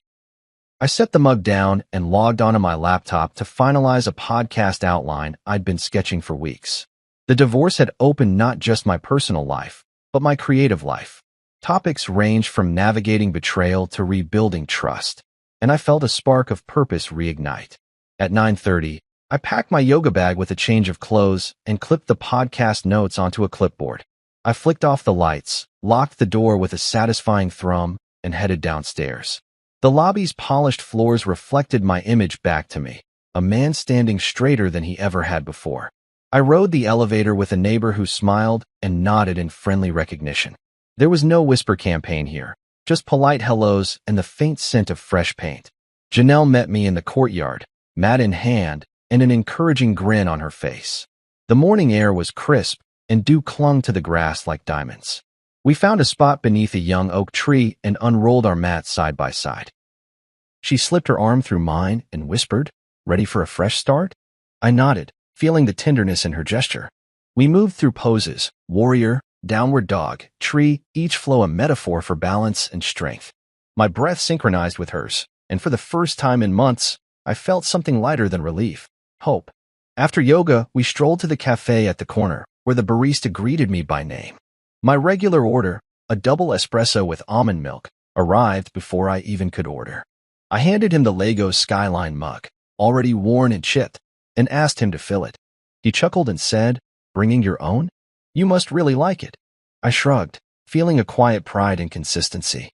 I took a seat, Janelle beside me, and we shared our plans for the day.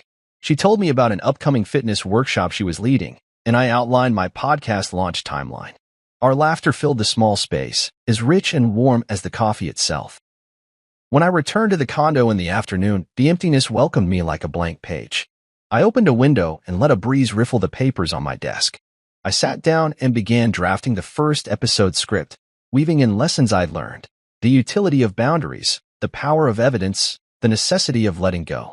As words formed on the screen, I felt the meditation of creation wash over me. Each sentence was a brick in the foundation of a future built on integrity. By evening, I lit a single vanilla-scented candle and poured another cup of coffee. The city lights had blossomed outside, a constellation of possibility. I reviewed my financial statements one last time: savings intact, retirement fund untouched, monthly support from Miranda arriving like clockwork. I totaled the numbers and allowed myself a small nod of satisfaction. I'd emerged from destruction with stability, even prosperity. I stood and walked to the framed Vegas certificate, touching its smooth edge. The pink neon chapel and blurry smiles felt like someone else's memories. I placed a post-it on the glass: lesson learned. Then I turned and faced the open space of the living room. In that uncluttered expanse, I saw my reflection, steady, unguarded, ready. Before bed, I closed all the tabs on my laptop and slid it into a sleeve. I set the framed decree on the bedside table next to a photo of my mother and me at her birthday dinner, laughing, oblivious to the storm that lay ahead. I switched off the lamp and climbed under the covers, the sheets cool against my skin. I drifted off with the faint hum of traffic below, secure in the knowledge that tomorrow I would wake unburdened by someone else's choices. As sleep enveloped me, I whispered to the darkness: coffee, condos, and closure. 3 words that summed up a journey from chaos to calm. And in that final moment before dreams, I knew I had written the perfect ending to this story and the perfect beginning to the next.